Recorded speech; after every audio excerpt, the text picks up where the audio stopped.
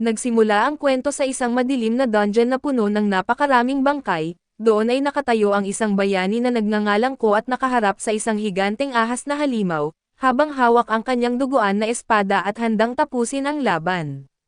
Biglang sumugod ang higanteng ahas ng napakabilis, subalit nagawa ni Ku na harangin ang pag-atake gamit ang kanyang espada kaya hindi siya nasugatan at maya-maya, nakaisip siya ng paraan at tumalon siya mula sa pader ng dungeon upang palakasin ang kanyang atake. Kaso madaling nababasa ng ahas ang kanyang galaw at malakas siyang inihampas sa pader sa pamamagitan ng isang napakalakas na atake.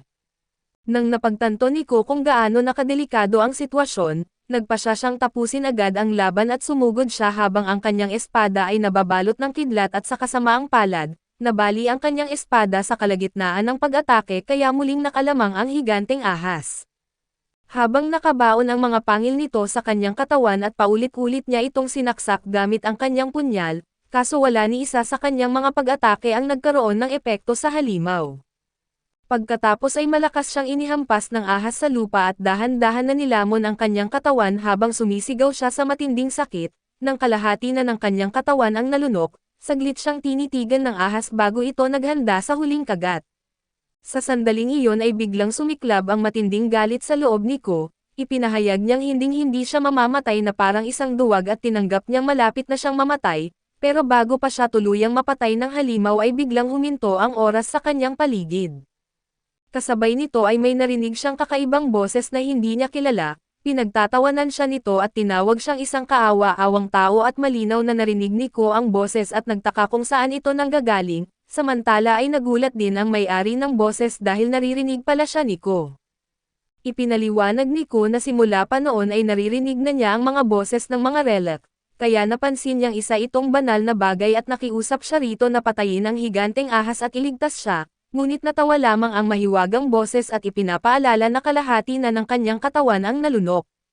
Kahit papatayin nito ang ahas ay imposible na siyang mabuhay. Gayunpaman ay sinabi ng boses na talagang nakakaawa ang kanyang kapalaran at bagamat isinilang siyang may pambihirang talento, isinilang naman siya sa maling panahon kaya hindi niya kailanman nagamit ng lubos ang kanyang talino at kakayahan bago siya mamatay. Lalong nag-alab ang galit ni Ku matapos marinig iyon at hindi man niya alam kung paano niya ito magagawa, buong puso siyang nangakong papatayin ng isang lalaking nagngangalang Kanay John, gaano man katagal o kahirap ang kailangan niyang pagdaanan. Nang maramdaman ng mahiwagang boses ang kanyang matinding determinasyon at nakatago na potensyal, bigla itong nagkaroon ng anyo bilang isang uwak at lumitaw sa kanyang harapan at sinabi ng uwak na bibigyan siya nito ng pangalawang pagkakataon sa buhay. Nais daw nitong makita kung sa pagkakataong ito ay maaabot na niya ang trono ng hari. Pagkatapos ay nagbitaw ang uwak ng napakalakas na enerhiya na dumadaloy sa buong katawan ni Ko at ilang sandali lang ang lumipas. Bigla niyang napansin na kaupo siya sa loob ng isang gusaling tila isang pampublikong opisina. Lubos na nabigla si Ko nang mapansin na ganap ng gumaling ang kanyang mga binti, pero mas lalo siyang nagulat nang napagtanto niyang nasa loob siya ng isang istasyon ng pulis nang wala siyang anumang alaala kung paano siya napunta roon. Lumapit ang isang pulis at sinabing may isinasagawa silang investigasyon bago tinanong ang kanyang pangalan. Nanatiling tahimik si Ko dahil abala siya sa pag-iisip kung ang mahiwagang banal na uwak ba ang dahilan kung bakit muli siyang nabuhay. Maya-maya ay narinig niyang nag-uusap ang dalawang pulis tungkol sa pagsisimula ng taong 2025 at dahil dito, labis siyang nabigla at ang taong iyon ay eksaktong 15 taon bago ang panahon na kanyang pinanggalingan, unti-unti niyang napagtanto na naibalik siya 15 taon sa nakaraan. Lumapit muli ang pulis upang pagsabihan siya dahil hindi siya sumasagot, pero pakiramdam ni Ko ay nakita na niya ang babaeng iyon noon at naalala niyang ito ang ina ng isang lalaking nagngangalang Yo, ang binatang may kayumangging buhok na nakaupo rin sa malapit at nasa istasyon sila ng pulis dahil nahuli silang nag-away. Naalala ni Ko kung paano niya hinarap ang parehong sitwasyon 15 taon na ang nakalipas. Noon ay pinagbabayad siya ng napakalaking halaga bilang danyos at dahil wala siyang kahit anong pera, lumuluhod na lamang siya at humingi ng tawad. Napansin ng ina niyo na hindi man lang siya nakikinig kaya sinubukan niya siyang masampal, subalit mabilis na hinawakan ni Ko ang kanyang kamay at itinaas ang boses, ipinahayag niyang ang anak nito ang unang nagsimula ng gulo at sobra-sobra ang halagang hinihingi nilang kabayaran. Hindi nagustuhan ni Yu ang paraan ng pakikipag-usap ni Ko sa kanyang ina kaya agad niya itong sinuntok, Ngunit madaling naiwasan ni Ko ang suntok at mabilis siyang ibinagsak sa sahig at saglit siyang nagulat dahil napansin niyang mas magaan ang kanyang katawan kaysa sa inaasahan niya. Dahil dito ay napaisip siya kung dala pa rin ba ng kanyang mas batang katawan ang lahat ng kakayahan sa pakikipaglaban na natutunan niya sa loob ng nakaraang 15 taon, kung totoo iyon ay napakalaking biyaya ang natanggap niya. Sa huli ay nakulong si Ku sa isang detention cell dahil sa pagiging marahas at habang naroon, lalo lamang siyang nainis sa walang tigil na reklamo ng ina ni Yu sa malapit, gayunpaman ay alam niyang hindi rin magtatagal ang lahat ng iyon. Noong taong 2025 ay sunod-sunod na malalakas na lindol ang tumama sa iba't ibang bahagi ng mundo, kasabay nito ay bigla ring lumitaw ang maraming sinaunang libingan. Sa mga sinaunang libingang iyon ay natagpuan ang mga relic na matagal nang binabanggit sa mga alamat, mito at mga lumang kwentong bayan at lumabas na ang mga kwentong ipinasa sa iba't ibang henerasyon ay totoo pala, at ang sinumang makakuha ng mga relic na ito ay magkakaroon ng iba't ibang pambihirang kakayahan. Dahil dito ay nagsimula ang lahat na maghanap ng mga relic. Isa rin si Ku sa mga nakisali sa paghahanap at kalaunan ay natagpuan niya ang tinatawag na Archaeologist relic at noong panahong iyon, naniwala siyang kapag nakuha niya ang kaalaman mula sa libingan at ang mga relic nito, matatapos na ang kanyang miserable na buhay at makakapagsimula siya ng panibagong buhay. Ngunit doon din nagsimula ang tunay na bangungot at nagsimula ang lahat kay Mr. Kwon, ang pinakamakapangyarihang presidente sa buong lungsod at maraming tao na nakakuha ng mga relic ang gumawa ng paraan, upang walang ibang makapaghukay at makakuha pa ng iba pang relic.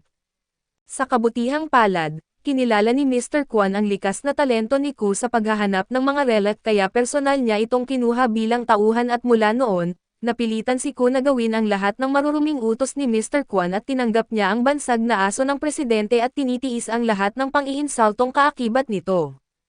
Habang nakaupo sa loob ng detention cell, napagtanto ni Ku na ilang panahon na lamang at muling lilito ang mga relic at kapag nangyari iyon, muling babagsak sa kaguluhan ang buong mundo at alam niyang mas malakas na siya ngayon kaysa dati, ngunit batid din niyang hindi sapat ang lakas lamang. Kailangan niyang makapag-ipon agad ng puhunan upang makapagsimula ng paghuhukay ng mga libingan sa lalong madaling panahon. Ang problema ay hindi pa niya alam kung paano siya makakakuha ng pera at bigla na lamang lumitaw ang isang kumikislap na linya ng teksto sa kanyang harapan. Sa una ay inakala niyang nawawala na siya sa katinoan, ngunit agad niyang naisip na gawa ito ng isang relic at tumayo siya at sinubukan na tawagin ang mahiwagang uwak na nagbalik sa kanya sa buhay at sa halip, isang status screen ang lumitaw sa kanyang harapan. Nakasaad dito na ang bago niyang misyon ay gisingin ang 4 na talento ng isang Tomb Raider. Bagay na lubos niyang ikinagulat at may isang gwardyang dumaan sa harap niya pero hindi nito nakita ang status screen, dahil dito ay napagtanto ni Ku na siya lang ang nakakakita nito. Napansin din niyang kaya na niyang makita ang mga bagay sa loob ng isang metrong saklaw sa kanyang paligid. Dati ay kakayahan ito ng Archaeologist relic ngunit dahil wala na sa kanya ang relic na iyon, nagtaka siya kung bakit nananatili pa rin ang kakayahang iyon. Mas pinagmasdan niya ang kanyang status screen at nakita niyang na-unlock na niya ang isa sa 4 na talento, ibig sabihin 3 pa ang kailangan niyang makuha at kahit paano ay nakahinga siya ng maluwag dahil mayroon pa rin siyang maliit na kalamangan, pero hindi pa rin niya maintindihan kung bakit ginagawa ng relic na iyon ang lahat ng ito para sa kanya. Makalipas ang ilang sandali ay dumating si Detective Kim upang piyansahan si Ko at paglabas nila, sinabi ni Detective Kim na malas lang talaga si Ko dahil si Yu ay kilala na sa madalas na pagsisimula ng gulo at pakikipag-away. Habang tumatawa si Detective Kim tungkol sa nangyari, tahimik namang naalala ni Ko na ito lamang ang taong nanatili sa kanyang tabi noong wala na siyang kahit ano at habang magkasama silang naglalakad pauwi, tinanong ni Ko si Detective Kim kung may napapansin ba itong kakaibang mga pangyayari nitong mga nakaraang araw. Batay sa nalilito na reaksyon ni Kim ay agad niyang napagtanto na wala pang mga relic sa panahong ito, pagkatapos nilang maghiwalay ay naglakad mag-isa si Ko at napagtanto niyang ito mismo ang panahon kung kailan nagsisimula pa lamang lumitaw ang mga sinaunang libingan at wala pang sino man ang nagtataglay ng mga relic.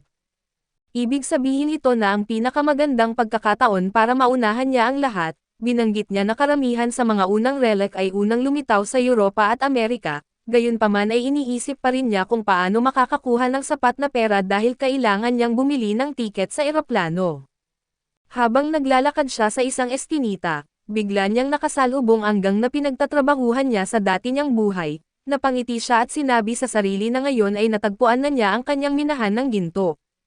Sa dati niyang buhay dahil desperado siyang kumita ng pera napilitan siyang magtrabaho para sa gang na iyon, habang kasama nila ay mas masahol pa sa aso ang naging pagtrato nila sa kanya at sinubukan siyang masampal ng isa sa mga miyembro ng gang, ngunit mabilis niya itong pinabagsak sa isang galaw lamang.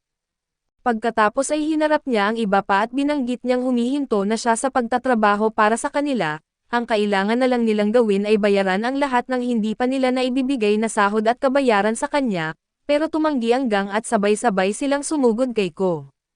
Madali naman niya silang pinabagsak isa-isa gamit ang kanyang husay sa martial arts, labis na nagulat ang mga miyembro ng gang dahil noon ay palagi nilang iniisip na mahina si Ko pagdating sa pakikipaglaban at makalipas ang ilang sandali, napansin niyang nagsisimula ng manginig ang kanyang mga kamay kaya nagpasya siyang tapusin na agad ang laban. Hindi nagtagal ang leader na lamang ng gang ang natitirang nakatayo, sa desperasyon nitong manalo at naglabas ito ng isang kakaibang kutsilyo at naghanda siyang sugurin si Ko at sa isang tingin pa lang, agad na napansin ni Ko ang kutsilyo at nakilala niyang isa itong relic. Hindi niya maintindihan kung bakit may ganoong relic na agad kahit napakaaga pa ng apocalypse, pero isang bagay ang sigurado siya kung saan ay mapapasa kanya ang relic na iyon. Agad niyang inagaw ang punyal mula sa pinuno ng gang at nagpasya na ipakita sa lahat ang tunay niyang lakas, malaki ang naging dagdag ng relic sa kanyang bilis at lakas kaya't nagawa niyang talunin ang buong grupo ng mga gangster sa loob lamang ng ilang segundo. Matapos niyang nasugatan ang ilan sa kanila gamit ang punyal, nawalan na ng lakas ng loob ang natitira at gusto na lamang umalis at umuwi. Samantala sa Siang Gallery ay nakatanggap ng tawag ang babaeng namamahala sa kanyang tauhan, ipinaliwanag nito na bigla na lang naging napakalakas ni So. Tinalo nito ang lahat at ninakaw ang lahat ng yen sa kanilang account at kinuha pa ang estatwa ni Buddha. Galit na galit ang babae at agad niyang inutusan ang kanyang tauhan na bawiin ang estatwa. Samantala ay naglalakad si Su sa lungsod habang pasan ang estatwa ni Buddha at iniisip kung ano ang dapat niyang gawin dito. Nauna na niya itong dinala sa isang pawn shop kaso sinabi ng appraiser na halos wala itong halaga at gayunpaman ay hindi naniwala si So. Matapos makita kung gaano kadesperado si Array at ang pinuno ng gang na mabawi ang estatwa, lalo siyang naniwalang may nakatagong halaga ito at ginamit niya ang kanyang appraisal skill at natuklasang may kakaibang bagay na nakatago sa loob ng estatwa. Maingat niya itong binuksan gamit ang kanyang espada at doon niya natagpuan ang isang maliit na bote na puno ng misteryosong likido. Napangiti siya ng malaki dahil napagtanto niyang muntik na siyang magkamali kung naibenta niya agad ang estatwa sa pawn shop. Samantala ay bumalik naman sa gallery ang Detective Kim kasama si Array na nakaposas. Sinabi niya sa CEO ng gallery na nakatanggap ang pulisya ng ulat tungkol sa bentahan ng ilegal na droga sa lugar na iyon. Agad itong itinanggi ng babae at iginiit na puro mga artwork lamang ang kanilang ibinebenta, pero binanggit ni Detective Kim na tigilan na niya ang pagpapanggap dahil natagpuan na ng pulisya ang mga ebidensya sa loob ng kanilang bodega. Nagulat ang babae dahil alam pa ng pulisya ang tungkol sa lihim nilang bodega, kaso mabilis siyang kumalma dahil naniniwala siyang walang dapat ipag-alala at sigurado siyang lahat ng silid sa loob ay protektado ng password. Bigla namang nagsalita ang isa sa mga pulis sa walkie-talkie ni Detective Kim at iniulat na nahalughog na nila ang lahat ng silid sa bodega at nakumpiska ang napakaraming ilegal na droga. Tuluyang nagulat ang babae at sigurado siyang nakalock ang lahat ng silid gamit ang password kaya hindi niya maintindihan kung paano nakapasok ang mga pulis. Bago siya tuluyang arestuhin ay inilapit ni Detective Kim ang kanyang telepono sa kanyang tainga at sa kabilang linya ay si Su, na nagsabing napakabobo niyang hindi man lang binabago ang mga password paminsan-minsan. Pagkarinig sa boses ni Su, agad niyang napagtanto na ito ang may plano ng lahat at galit na galit niyang isinisigaw ang pangalan nito habang siya ay dinadala ng mga pulis at habang naglalakad pa uwi, nakatanggap si Su ng mensahe mula kay Detective Kim na nagsasabing ipapadala na sa kanya ang gantimpalang 10,000 won kapalit ng impormasyong ibinigay niya. Dahil mayroon na siyang panimulang puhunan at nagpasya si Su na umuwi muna, matulog at maghanda para sa susunod na araw dahil doon pa lamang magsisimula ang paghahanap sa mga libingan. Pero pagdating niya ay isang malaking sorpresa ang bumungad sa kanya, isang misteryosong libingan ang biglang lumitaw sa mismong lugar kung saan dating nakatayo ang kanyang bahay at maingat siyang lumapit at narinig niya ang isang ahente ng CIA na si Linda na may kausap. Sinabi ni Linda na maswerte silang wala pang nakakaalam na ang kakaibang estrukturang iyon ay isa palang libingan, dahil dito ay balak nilang pasabugan ito gamit ang mga pampasabog kinabukasan ng umaga upang mabuksan. Makalipas ang ilang sandali ay dumating si Kenshi na isang miyembro ng Japanese excavation team, dahil sa kanilang nakaraan at agad siyang tinawag ni Linda na magnanakaw kaso sumagot si Kenshi na huwag na siyang magpanggap na inosente, dahil pareho naman nilang alam ang tunay nilang pakay.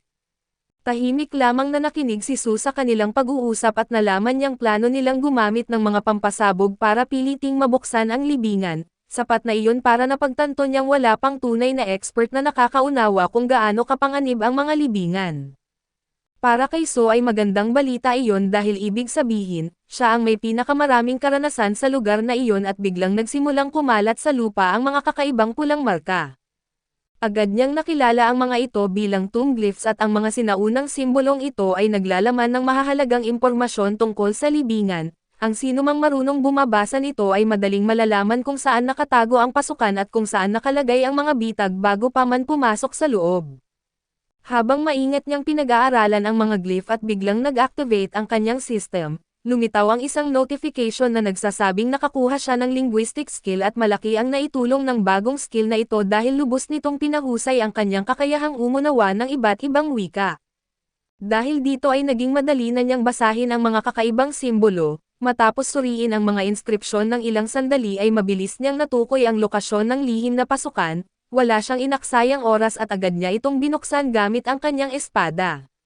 Sa mismong sandaling tumama ang kanyang pag-atake, isang napakalakas na pagsabog ang sumabog paitaas at nagbitaw ng napakalakas na shockwave sa buong paligid at agad itong napansin ni Linda at Kenshi. Mabilis silang lumingon sa pinanggalingan ng pagsabog at nakita nilang kusa nang bumubukas ang pasukan ng libingan. Natakot silang mawalan ng pagkakataon kung muli itong magsasara kaya mabilis silang tumakbo at tumalon papasok. Samantala ay kalmado lamang na nagpatuloy si Sue sa paglalakad sa kailaliman ng libingan. Makalipas ang ilang sandali, narating niya ang isang misteryosong lawa na agad niyang nakilala dahil sa mga alaala mula sa kanyang hinaharap, alam na alam niya kung ano ang nakatago sa ilalim ng tubig. Kapag naghagis ng isang relic sa lawa at magising ang higanteng ahas na natutulog doon sa loob ng napakaraming taon, hindi na siya nag-atubili at inihagis niya ang kanyang espada sa tubig at biglang nagsimulang umaalon ng malakas ang dating tahimik na lawa. Makalipas ang ilang sandali, dahan-dahan na lumitaw mula sa ilalim ng tubig ang napakalaking ahas at iminulat ang mga mata nito matapos ang napakahabang pagkakatulog. Pagkatapos ay sinalubong nito ang bagong bisita bago dahan-dahan na ibinubuka ang napakalaki nitong bibig. Sa loob ng bibig ng ahas ay may dalawang mataas na antas na relic weapon. Tinanong ng ahas si Sue kung alin sa dalawang sandata ang nawala sa kanya at alam na ni Sue na isa lamang itong pagsubok at sa hinaharap, maraming sakim na Tomb Raiders ang nabigo dahil nagsisinungaling sila at sinabing isa sa mahahalagang sandata ang pagmamay-ari nila, agad silang pinarurusahan ng ahas sa tuwing nagsisinungaling sila. Dahil naaalala niya ang aral na iyon, mahinahon na sumagot si Sue na wala sa dalawang sandata ang pag-aari niya at natuwa ang ahas sa kanyang katapatan. Pinuri siya nito bago ibinalik ang kanyang tunay na punyal. Mukhang nangyayari ang lahat ayon sa plano ni Sue at magalang niyang tinanong ang ahas kung maaari niyang tingnang mabuti ang kanyang sandata, dahil dito ay panandali ang bumababa ang bantay ng ahas at sa halip na tanggapin lamang ang gantimpala, biglang umatake si Sue at agad niyang nabawi ang kanyang espada at walang babala na hinihiwa ang ahas. Napasigaw sa sakit ang higanteng ahas at tinanong siya kung bakit niya ito inatake kahit matagumpay naman niyang naipasa ang pagsubok. Walang pag-alinlangang sumagot si Sue at ipinaliwanag niyang wala siyang tiwala sa mga relic. Ang pagpapasa sa pagsubok ng isang relic ay hindi nangangahulugang makakatanggap ka ng patas na gantimpala, palaging may posibilidad na may iba itong balak. Naalala pa niya ang kwento ng isang Tomb Raider na matagumpay na naipasa ang pagsubok ng isang relic. Pero kalaunan ay nabaliw at naging isang serial killer at matapos marinig ang mga kwentong iyon, wala siyang balak magsugal ng kahit kaunting panganib. Kung may kahit maliit na posibilidad na pagtataksilan siya ng ahas, mas mabuti nang alisin niya agad ang banta at nagalit ang ahas at mabilis na sumugod sa kanya, agad namang tumalon si Sue ng mataas at malalim na isinaksak ang kanyang espada sa katawan ng ahas. Muling umalangaw-ngaw ang malakas na sigaw ng ahas sa buong silid at kahit malubha ang sugat nito, tumanggi pa rin itong bumagsak at alam ni Sue na hindi sapat ang mga karaniwang pag-atake, kaya agad niyang ginamit ang domination technique. Isang napakalakas na enerhiya ang dumaloy mula sa kanyang katawan patungo sa ahas. Muling napasigaw ang nilalang habang unti-unting sinasakop ng teknik ang kanyang kalooban at ang domination ay isang espesyal na kakayahan na nagbibigay daan sa gumagamit na pilitin ang isang relic na sumunod sa kanyang mga utos. Kabaligtaran ito ng affinity na nagpapahintulot sa isang tao na kontrolin ang relic sa pamamagitan ng unti-unting pagbuo ng tiwala, gayunpaman ay hindi rin itinuturing na perpekto ang dalawang paraang iyon. Ang pinakamainam na ugnayan sa pagitan ng isang relic at ng may-ari nito ay tinatawag na compatibility, kung saan parehong nagkakaintindihan ang magkabilang panig at lumalaban na parang iisang nilalang lamang. Madalas itong inihahambing sa ugnayan ng isang bihasang musician at ng kanyang paboritong instrumento. Kahit patuloy na naaapektuhan ng domination ang ahas ay matigas pa rin itong tumatangging sumuko, buong lakas pa rin itong lumalaban at pilit na nilalabanan ang kontrol ni Su at nang makita niyang ayaw pa rin itong magpasakop, nagpasya si Su na isusugal ang lahat sa huling pag-atake. Mas lalo niyang pinalakas ang kanyang domination technique at idinaan ang buong kapangyarihan nito sa kanyang espada. Tumatagos ang enerhiya sa katawan ng ahas dahilan upang paulit-ulit itong mapasigaw sa sakit. Nagpatuloy pa ang labanan ng ilang sandali hanggang sa tuluyan ng maubos ang lakas ng ahas at sa huli, tuluyang na-exercise ng domination technique ni Su ang ahas at matapos maipasa ang pagsubok sa sarili niyang paraan, opisyal na inangkin ni Su ang ahas bilang kanyang bagong relic. Bilang karagdagang gantimpala, nakatanggap siya ng isang gintong palakol at isang pilak na palakol. Agad namang lumitaw ang isang notification mula sa system na nagsasabing muli na namang tumaas ang kanyang kabuuang stats. Sandali niya itong sinuri at nasiyahan siya sa naging resulta ng kanyang isinusugal at di nagtagal, dumating sina Linda at Kenshi sa lawa at dahil akala nila alam na nila kung paano gumagana ang pagsubok, ginaya nila ang ginawa ni Su at naghagis din ng isang relic sa tubig. Ngunit walang nangyari at nanatiling tahimik ang lawa. Kaya nagkatinginan sila ng may pagtataka at hindi maintindihan kung bakit hindi nagsisimula ang pagsubok, hindi nila alam na naipasa na ni Su ang pagsubok at naangkin na niya ang relic.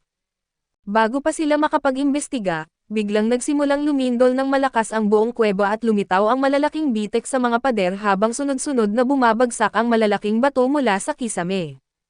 Nang napagtanto nilang gumuho na ang libingan, agad na tumigil sina Linda at Kenshi sa pagsisiyasat at mabilis na tumakbo palabas at nakapagligtas sila sa huling sandali bago tuluyang magsara ang daanan. Samantala sa kabilang lugar, bumalik tayo sa gallery kung saan nananatiling galit ang natitirang mga miyembro ng gang at naaresto ang kanilang leader, nakumpiska ang lahat ng kanilang droga at nawala ang lahat ng pinaghirapan nila dahil kay Su. Isa sa mga gangster na si Naburo ay mahigpit na kinuyam ang kanyang kamao at nangakong pagbayarin si Su sa lahat ng ginawa nito sa kanila, bigla namang tumunog ang kanyang telepono at nagulat siya nang makita na si Su mismo ang tumatawag. Pagkasagot ni Naburo, sinabi agad ni Su na huwag na silang magsayang ng oras sa pagbati at dumiretso na sa pakay, hinutusan niya si Naburo na tipunin ang natitirang miyembro ng gang dahil may ipapagawa siya sa kanila. Ipinaliwanag ni Su na ang susunod niyang target ay ang Midas, ang pinakamalaking lihim na auction house sa buong mundo at matatagpuan ito sa Las Vegas, at naniniwala siyang may mahahalagang impormasyon doon na makakatulong sa kanyang paghahanda para sa mga darating na pangyayari. Kapag nakapasok siya roon ay magkakaroon siya ng napakalaking kalamangan laban sa iba, inutusan niya si Naburo at ang kanyang mga tauhan na dumalo sa auction ngayong buwan, bilhin ang ilang partikular na mga bagay at bantayan ang isang lalaking nagngangalang Jack Kin na mas kilala sa alias na JK. Gayunpaman ay lihim na iniisip ni Su na ang JK ay hindi naman talaga ang tunay na alias ni Ogawara. Mabilis namang sinabi ni Naburo na halos imposibleng makapasok sa Midas at tanging mga napakayaman at makapangyarihang tao lamang ang pinapayagang makapasok doon. Kalmado lang na sinabi ni Su na huwag silang mag-alala sa gagastusin. Nangako siyang babayaran sila ng malaki kapag natapos nila ang misyon at pagkatapos sa mahinahon na boses, ipinapaalala niya na wala silang ibang pagpipilian at maaari nilang tanggapin ang trabaho o hayaan nilang bugbugin niya silang muli. Nang maalala nila kung gaano sila kadali na natalo ni Su noong huli, agad na nagpasya sina Naburo at ang iba pang miyembro ng gang na tanggapin ang misyon dahil iyon ang pinakamainam na pagpipilian. Kinabukasan ay naghanda si Su upang ipagpatuloy ang pangangaso ng mga relic. Bago siya umalis ng bahay ay napatingin siya sa kabilang kalsada at napansin ang isang balita na ipinapalabas sa napakalaking screen. iniulat ng reporter na may naganap na ika-4 na misteryosong pagpatay at ayon sa ulat, sinubukan umanong magpakamatay ng sospek sa pamamagitan ng pagsunog sa sarili. Pagkarinig nito, agad na naunawaan ni Sue na ang lahat ay nangyayari pa rin katulad ng bago lumitaw ang mga libingan sa hinaharap at ibig sabihin, hindi gaanong nagbago ang timeline gaya ng inaasahan niya at habang naglalakad siya, aksidente siyang nabangga ni Kenshi na agad siyang nakilala. Ang pagkakita kay Kenshi sa lugar na iyon ay nagpatunay sa hinala ni Sue at kung naroon si Kenshi, malamang na may isa na namang libingang malapit nang lumitaw at napansin din ni Sue na may dala itong relic. Ngunit halatang baguhan pa ito dahil hindi man lang nito itinago ang aura ng relic at ang sino mang may sapat na karanasan ay madaling makakaramdam nito.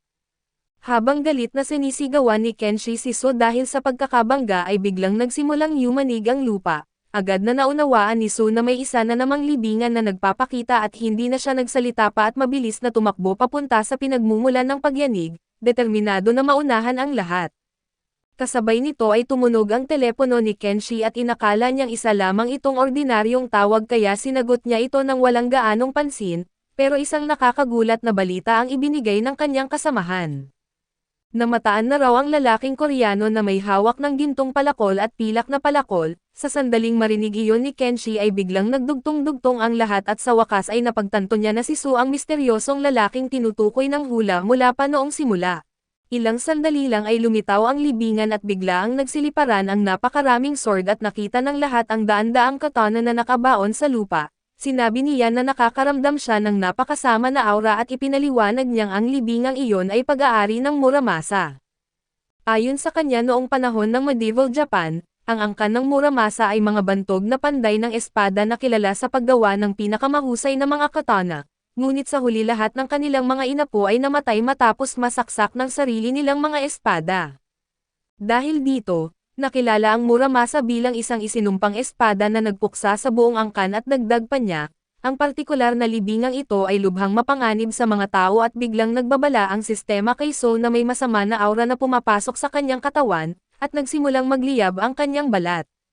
Dahil dito ay agad siyang nagmadaling hanapin ang Muramasa. Kaso napakalaki na ng libingan kaya nahirapan siyang mahanap ito at maging ang kanyang golden axe ay hindi matukoy ang eksaktong lokasyon ng espada. Napaisip si Sue na malamang alam na ni Kiyoshi kung nasaan ang Muramasa kaya nagpasya siyang hanapin ito at habang naghahanap, nakarinig siya ng sigaw at nakita niya sa loob ng isang malalim na hukay ang isang babaeng sinaniban habang may hawak na kutsilyo. Agad niyang naunawaan na ang babae ay nasa sapian ng masamang aura at sino mang masusugatan nito ay magiging katulad din niya. Sa gitna ng hukay ay napansin niya ang isang tulay na gawa sa liwanag at isa pala itong bitag na naghulog ng mga biktima sa hukay. Tinanong niya ang mga taong nasa loob kung nahulog sila dahil sa isang lalaking Hapon at sumagot ang isa na oo. Ikinwento nitong kumanta ito ng isang kakaibang awit at saka biglang lumitaw ang hukay at itinulak silang lahat papasok. Natuwa si Sue nang malaman na kamakailan lang ay dumaan doon si Kiyoshi at inilabas niya ang relikyang ninakaw niya rito, isang pulse Ares at isang rice cake at ang relikyang ito ay mula sa alamat ng araw at buwan kung saan sinubukan na kainin ng isang tigre ang mga rice cake na ibinebenta ng isang ina, habang sa kabilang kwento ay may lubod na bumababa mula sa langit upang iligtas ang magkapatid na babae. Dahil sa relikyang iyon ay nakuha ni Sue ang titulong Astot Dexterity at natanggap din niya ang kanyang huling kakayahan na F-rank Dexterity, sa wakas ay natapos niya ang misyon na makuha ang 4 niyang kakayahan, gayunpaman ay matatanggap lamang niya ang gantimpala kapag nakalabas na siya ng libingan. Pagkatapos nito ay bumababa si Sue sa hukay upang harapin ang babaeng sinaniban at dahil kontrolado ito ng masamang aura, mas mabagsik at mas marahas ang kanyang mga galaw, gayunpaman ay nagawa pa rin siyang pigilan ni Sue gamit ang kanyang espada.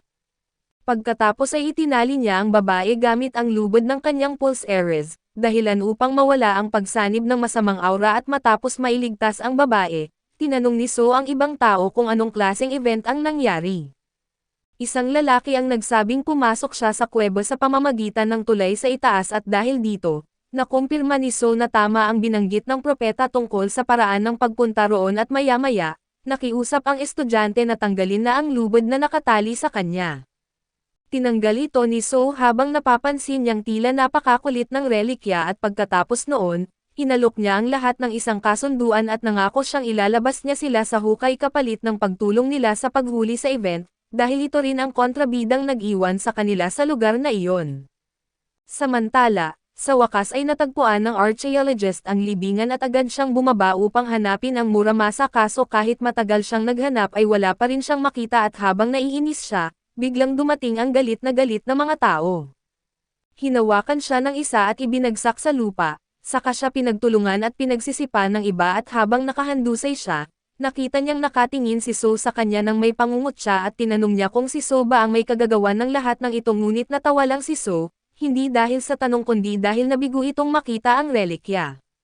Itinaas ni So ang kanyang palakol at inutusan itong hanapin ang Muramasa at makalipas ang ilang segundo, natukoy niya ang lokasyon ng katana at agad niyang ginamit ang kanyang kakayahan upang hilahin ito papunta sa kanya.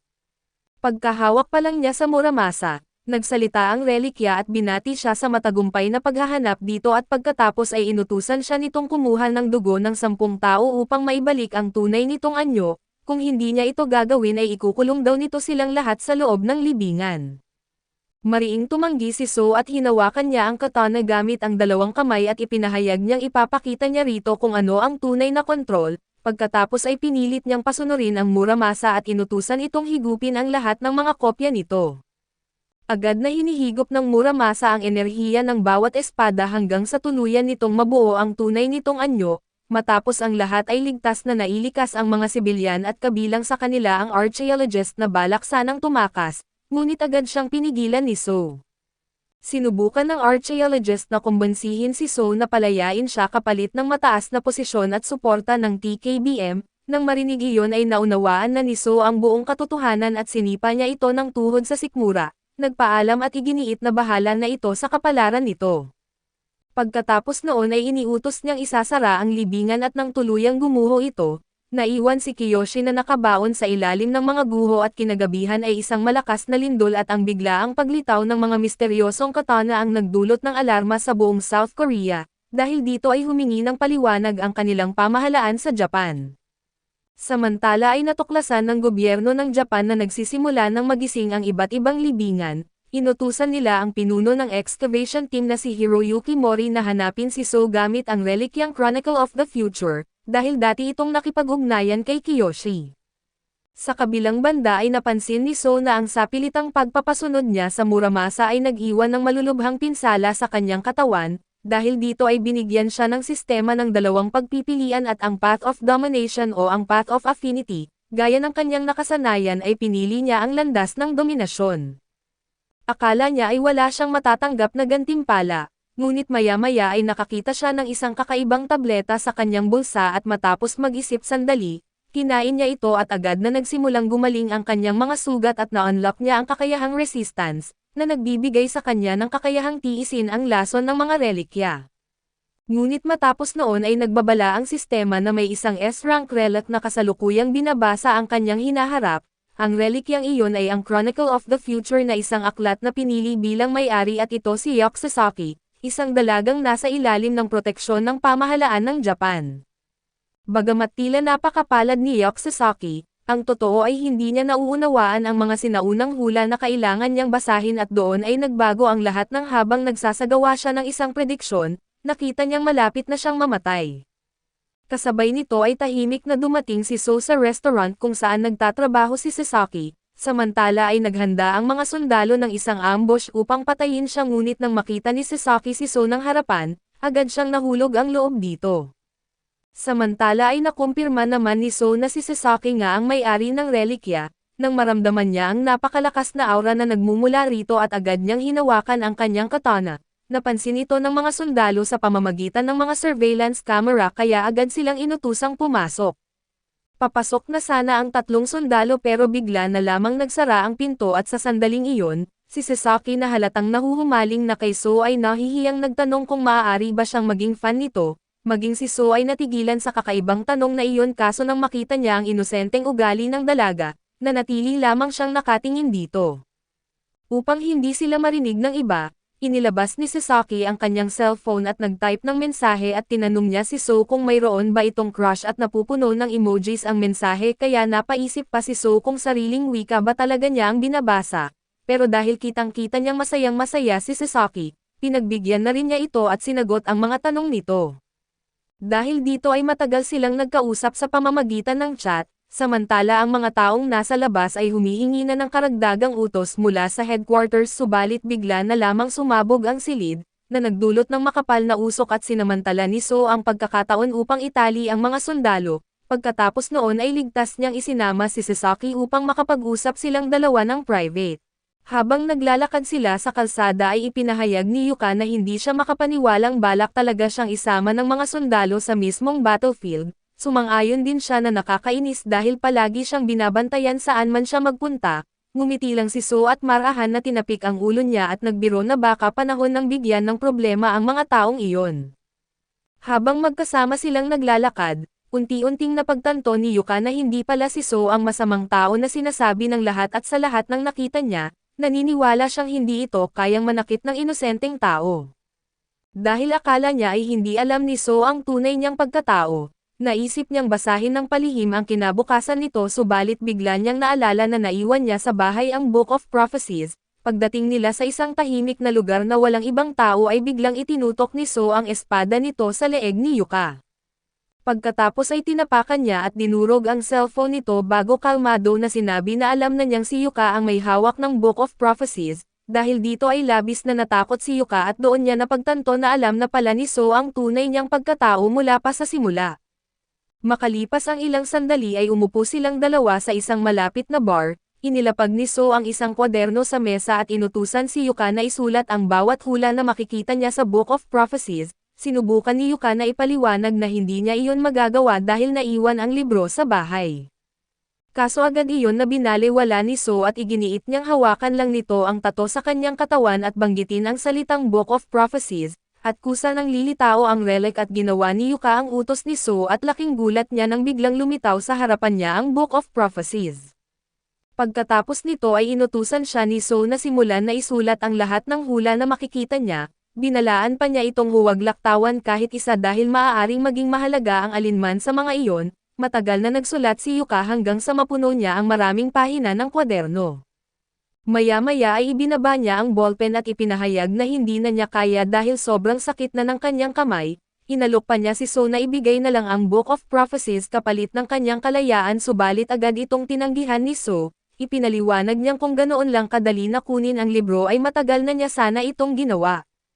Isa itong S-rank legendary relic at kapag sinubukan niya itong pasunurin gamit ang kanyang domination skill, napakalaki ng magiging kapalit at ipinapaalala rin niya na ang Murasama ay isa lamang mababang uri ng relic, ngunit halos masunog na ang kanyang kamay nang pilitin niya itong mapasunod.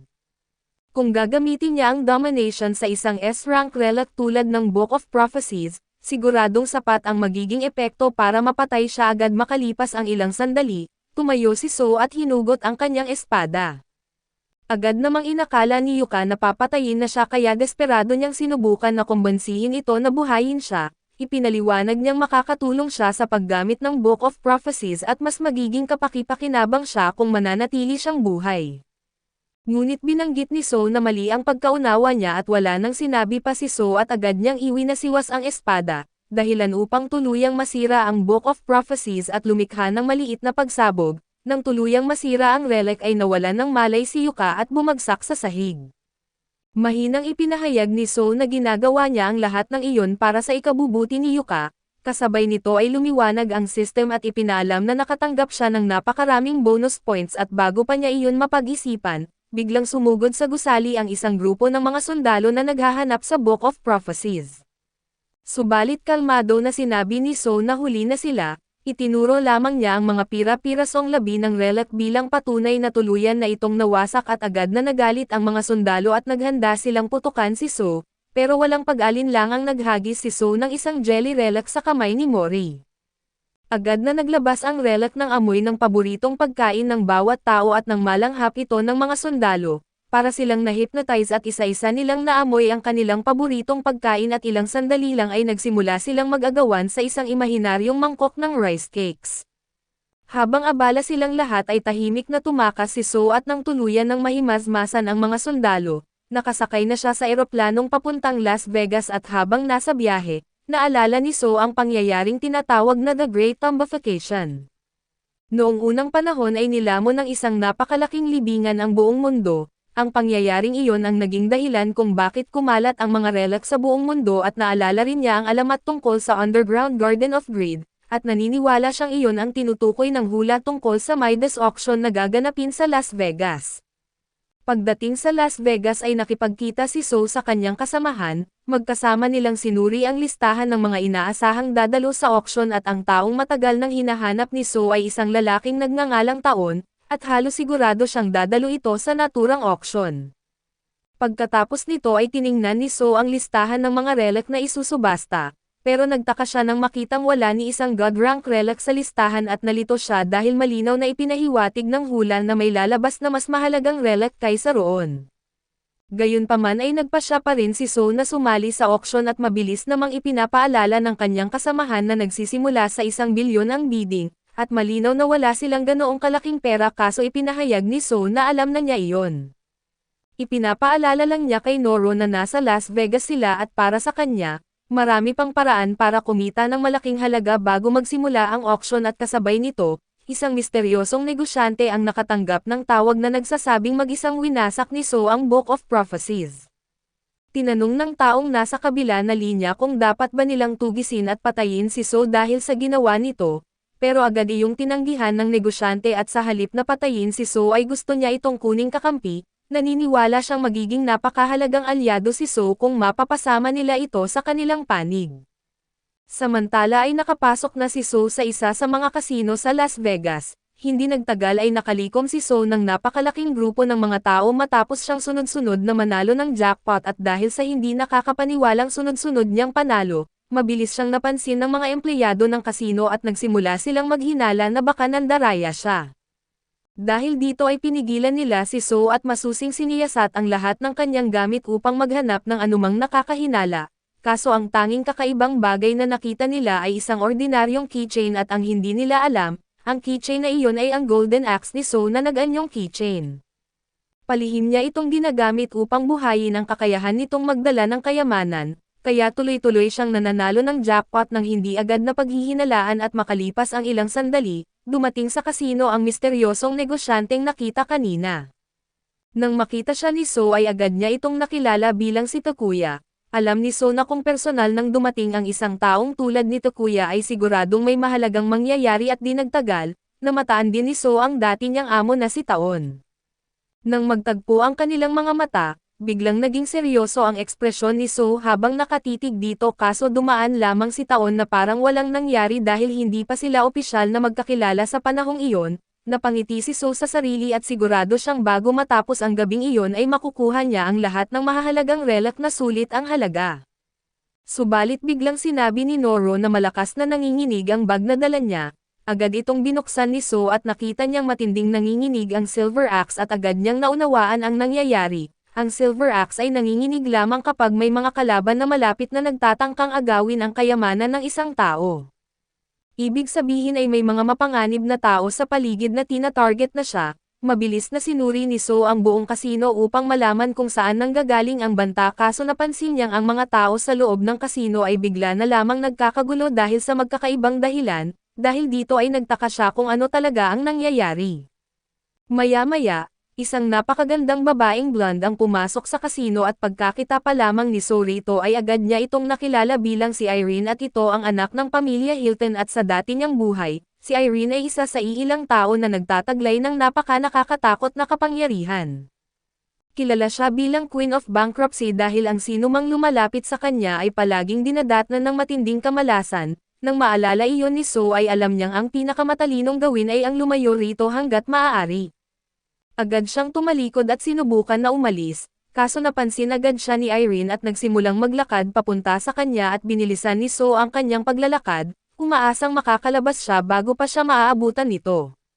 Ngunit nang hahawakan na niya ang doorknob, bigla siyang nakuryente at kasabay nito ay lumitaw ang kanyang system at nagbabala na may isang masamang presensya na nagmumula sa pintuan. Bago pa siya makakilos ay naabutan na siya ni Irene at hinawakan sa braso at magalang itong nagsabi na may gusto sana siyang sasabihin.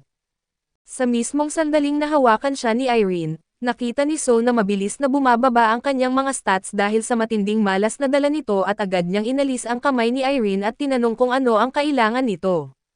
Tinanong siya ni Irene kung siya ba ang taong sunod-sunod na nanalo ng jackpot. Binanggit nitong matagal na niya itong pinagmamasdan at gusto niyang malaman ang sikreto sa likod ng pambihira nitong swerte at agad namang sinabi ni So na wala siyang alam tungkol doon, pero bago pa siya makapagsalita ng higit pa ay biglang sumingit sa usapan ang kanyang mga kasama. Binanggit nila kay So na huwag sayangin ang napakagandang pagkakataong makausap ang isang magandang babae. Agad namang lumapit si Noro at sinubukang hingin ang numero ni Irene kaso sa mismong sandaling ginawa niya iyon, agad na umiral ang malas ni Irene at ilang segundo lamang ang lumipas ay biglang tinamaan ng isang misteryosong salot ang lahat ng taong nasa paligid niya. Agad na sinubukan ni So na tumakas bago pa siya tuluyang madamay sa kamalasan pero sa pagmamadali niya, bumangga siya sa nakasarang pinto at nang makitang wala nang matatakbuhan si So, lumapit si Irene at humingi ng paumanhin. Ipinaliwanag niyang alam na niyang ang lahat ng lumalapit sa kanya ay kalaunan ay nakararanas ng matinding kamalasan, kaya gusto niyang malaman ang sikreto ni So at umaasa siyang kung matututuhan niya ang lihim nito, baka balang araw ay makapaghatid na siya ng kaligayahan sa mga tao sa halip na kamalasan. Tinitigan ni So ang inosenteng mga mata ni Irene at hindi siya makapaniwalang ito ang parehong taong nakilala niya sa dati niyang buhay. Noon ay isa itong malupit at walang awa at kinatatakutan ng lahat kaso ang mabait na babaeng nasa harapan niya ngayon ay ibang-iba sa Irene na kilala niya noon. Sa sandaling iyon ay muling lumitaw ang system ni So, ipinaalam nito na na-activate ang kanyang tolerance skill na nagpapababa ng kalahati sa epekto ng mga relic ng kanyang mga kalaban at agad na napagtanto ni So na ito ang parehong skill na nakuha niya matapos kainin ang relic na hugis tableta noon. Nang maintindihan niya kung paano ito gumagana, bahagya siyang napangiti dahil hindi na niya kailangang iwasan si Irene at hindi nakasiga noon kalakas ang epekto ng kamalasan nito sa kanya at sa katunayan, naisip pa ni So na mas makabubuti kung mananatili siyang malapit kay Irene. Habang binabawasan ng kamalasan ni Irene ang swerte ng lahat ng nasa paligid, mas lalo namang nagkakaroon ng kalamangan si So at dahil dito ay niyaya niya si Irene na samahan siya sa auction hall at pagdating nila roon, napansin niyang halos 2/3 ng mga dumalo ay wala na dahil hindi nila kinaya ang matinding kamalasang dulot ni Irene. Narinig pa niya na bigla umanong nasunog ang kumpanya ni Taon, gayunpaman ay dumalo pa rin si Taon sa auction at dahil dito ay naisip ni So na ang mga relic na ibebenta sa araw na iyon ay mas mahalaga kaysa sa anumang nangyayari sa labas. Habang hinihintay magsimula ang auction, naisip ni So kung gaano kabait si Irene at napagtanto niyang ang tanging dahilan kung bakit naging kilabot ito bilang Queen of Bankruptcy sa dati niyang buhay ay dahil tuluyang sinira ng relic ang kanyang buhay, at unti-unting binago ang kanyang personalidad hanggang sa maging malupit siya. Makalipas ang ilang sandali ay nagpasalamat si Irene kay So dahil pumayag itong samahan at ipakita sa kanya ang kasino. Ngumiti lamang si So at sinabing wala itong problema at dahil sa mababait na salitang iyon ay tunay na natuwa si Irene. Kaso sa mismong sandaling gumagaan ang kanyang pakiramdam, biglang yumanig ang buong lugar at agad na nagbabala ang system ni So na habang mas sumasaya si Irene, lalo ring lumalakas ang kapangyarihan ng kanyang relic kaya mas matitinding kamalasan ang nangyayari sa lahat ng nasa paligid niya. Nagpatuloy ang lindol ng ilang sandali bago tuluyang huminto ng kumalma muli si Irene. Mahinang sinabi ni So na huwag nitong sisihin ang sarili dahil sa kamalasan nito, tiniyak pa niya na balang araw ay maaari rin itong maging isang taong nagdadala ng kaligayahan sa iba sa halip na paghihirap. Matagal pang nakipag-usap si So kay Irene na para bang napakadali lamang lutesin ang kanyang problema at pagsisimula ng auction, halos lahat ng kalahok ay nawalan na ng matinong pag-iisip dahil sa matinding kamalasang dulot ni Irene at nagunahan silang magbid sa halos lahat ng relic na inilalabas sa entablado, dahilan para lalo pang tumaas ang mga presyo. Gayunpaman ay napakalakas ng domination skill ni Taon, halos hindi siya naaapektuhan ng relic ni Irene kaya nagawa niyang manalo sa ilang mahahalagang bidding at sa tuwing nagpapakita si Taon ng interes sa isang relic na mukhang walang halaga, sinasadya naman ni So na taasan ang presyo ng bidding. Alam niyang hindi magsayang ng pera si Taon sa isang bagay kung wala itong nakatago na halaga. Makalipas ang ilang sandali ay nakuha ni So ang ilan sa mahahalagang relic na nasa kanyang listahan pero hanggang sa puntong iyon ay wala pa ring lumalabas na God rank relic na binanggit sa hula, kaya nagsimula siyang mag-isip kung nagkamali ba ang hula. Subalit biglang nagbago ang lahat at inanunsyo ng auctioneer ang isang espesyal na relic na tinatawag na Mysterious Almond Sapling. Sa sandaling marinig iyon ni So ay nanlaki ang kanyang mga mata sa gulat. agad niyang napagtanto na ang tinatawag na mysterious almond sapling ay walang iba kundi ang maalamat na Tree of Eternal Life. Agad na nagbid si So para sa relic na iyon, kaso nagbid din si June at hindi maaaring hayaan ni So na mapunta kay June ang relic na ito dahil napakahalaga nito at noong panahon ng sinaunang Dahlia Empire, may isang hari na labis na naghahangad ng immortalidad at dahil dito, ginugol niya ang napakaraming taon at yaman sa paghahanap sa tinatawag na Tree of Life. Bago bumalik si So sa nakaraan, malubhanang nasira ang kanyang katawan dahil sa lason ng isang relic. Ang tanging dahilan kung bakit siya nanatiling buhay noon ay ang bunga ng Tree of Life kaso si June ang nagbibigay sa kanya ng mga bungang iyon, kaya napilitan siyang gawin ang lahat ng maruruming utos nito kapalit ng prutas na nagpapanatili sa kanyang buhay. Hindi alam ni So na dito pala nakuha ni June ang Tree of Life kaso alam niyang kapag muli itong napunta sa kamay ni June, mauuwi siya sa parehong malupit na kapalaran na naranasan niya sa dati niyang buhay.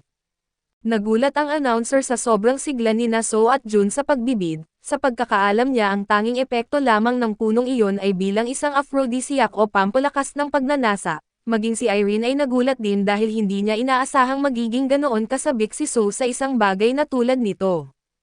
Ngunit wala nang pakialam si So kung ano ang isipin ng iba at ang mahalaga lang sa kanya ay makuha ang Tree of Life. Dahil sa matinding pagbibid ni So at June inakala ng iba pang bidder na napakahalaga ng puno kaya nagsimula na rin silang makikisali, dahilan para mabilis na umabot sa 10-10 milyon ang presyo nito.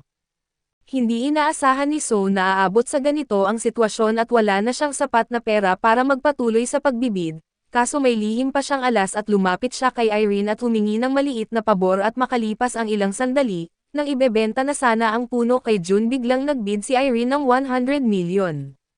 Lubos itong ikinagulat ni June dahil hindi niya akalaing may ibang handang gumastos ng ganoong kalaking halaga para sa puno at tinataasan niya ito sa 150 million, kaso agad itong tinapatan ni Irene ng 200 million at nang magbid siya ng 220 million ay tinataasan naman ito ni Irene sa 300 million. Gustong-gusto pa sanang ipagpatuloy ni June ang pagbibid, kaso pinigilan siya ng kanyang tauhan at ipinapaalala nito na si Irene ang panganay na anak ng Houghton family, at mas malaki ang kayamanan ng kanilang pamilya kaysa kay June at dahil dito, si Irene ang tuluyang nanalo sa Tree of Life sa auction. Pagkatapos ng auction, nagtungo sina So at Irene sa front desk upang kunin ang kanilang mga napanalunang item at pinasalamatan ni So si Irene sa pagtulong sa kanya na makuha ang puno. Sinabi naman ni Irene na wala itong problema at kung kapalit naman nito ay matutulungan siya ni So sa kanyang problema sa malas, sulit na sulit ang perang ginastos niya.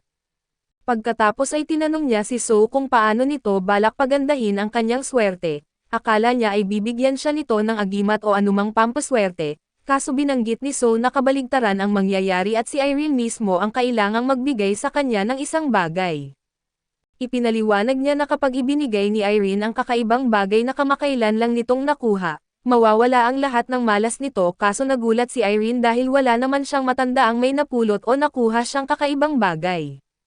Nagulat si So sa sagot na iyon dahil sigurado siyang nasa kay Irene ang relic at wala naman itong dahilan para magsinungaling, kaya naisip niyang baka hindi lang talaga ito aware na mayroon na siyang relic at tinanong niya si Irene kung may napansin ba itong bagong tato na bigla na lang lumitaw sa kanyang katawan. Ipinaliwanag niya na kapag nagkaroon ng bond ang isang tao sa isang relic, palaging lumilitaw ang isang tato bilang simbolo ng koneksyon nila at alam man niya ito o hindi at pagkarinig nito, naging hindi komportable si Irene at totoo ngang may bigla na lang lumitaw na tato sa kanyang katawan kamakailan. Kaso dahil hindi niya iyon maaaring ipakita sa pampublikong lugar, larawan na lang ang ibinigay niya kay So at pagkakita sa larawan ay agad na nakumpirma ni So na isa itong marka ng parasitic relic at kilala ang ganitong uri ng relic na napakahirap alisin, kaya alam niyang hindi magiging madali ang pagtanggal nito kay Irene. Humingi siya ng paumanhin at sinabi na mas mahirap pala ang sitwasyon kaysa sa una niyang inaakala, kaso tiniyak niyang hindi niya ito pababayaan at pagkatapos ay ibinigay niya ang kanyang contact information upang manatili silang magkausap. Samantala, bumalik ang empleyado ng front desk dala ang lahat ng item na napanalunan ni So at Irene sa auction at sinabi nitong bayad na ang Tree of Life, ngunit kailangan pa ring bayaran ang iba pang mga item na napanalunan ni So. Ipinahayag ni So na wala itong problema dahil sapat na ang perang napanalunan niya sa kasino para mabayaran ang lahat, subalit nang tawagan niya ang mga taong may hawak ng kanyang pera ay wala ni isa ang sumagot, doon niya napagtantong tinatakbuhan na siya ng mga ito kasama ang kanyang pera. Samantala, sina Sam at ang kanyang mga kasama ay mabilis na tumatakbo palayo kay So at balak nilang angkinan ang lahat ng pera para sa kanilang sarili kaso malas para sa kanila, ginabayan ng kapangyarihan ng Silver Axe si So patungo sa kanilang kinaroroonan at wala siyang balak na palampasin ang pagtataksil na ginawa nila. Takot na takot ang tatlo dahil inakala nilang papatayin sila ni So gamit ang kanyang palakol, pero iba pala ang plano niya at kinuha niya ang isa sa mga relic na nabili niya sa auction at agad itong inactivate. Ipinakita nitong isa pala itong Ancient Law Code Relic. Ang kakayahan ng relic na ito ay ibalik sa umatake ang anumang pinsalang ibinabato laban sa gumagamit nito, hindi lamang iyon ay gumagana rin ito laban sa mga gawaing tulad ng pagtataksil at pagnanakaw, kaya rin itong impluwensyahan ang magiging kilos ng target sa hinaharap. Matapos itali ni So ang tatlo gamit ang Law Code, wala muna itong agarang epekto pero kapag muli silang nagtangkang ipagkanulo siya, agad silang mapupunit at mamamatay sa mismong lugar at nakahinga ng maluwag ang tatlo dahil hindi sila papatayin ni So. Kaso naniwala rin silang seryoso ito sa sinabi nitong mapunit sila kapag muli silang nagtaksil, kaya nangako silang susunod na lamang sa lahat ng kanyang utos at pagbalik nila sa hotel, inutusan sila ni So na pitasin ang bunga ng Tree of Life at pagkatapos ay ibalik agad ito sa lagyanan. Napakapihikan ng Tree of Life dahil ayaw nitong magpahawak kay So nang subukan niya ito kanina, pero lumabas na si Sam na may mataas na affinity sa mga relic kaya pumayag ang puno na siya ang humawak dito at habang abala ang mga ito sa pag-aalaga sa puno, biglang nakatanggap si So ng tawag mula sa isang hindi kilalang numero.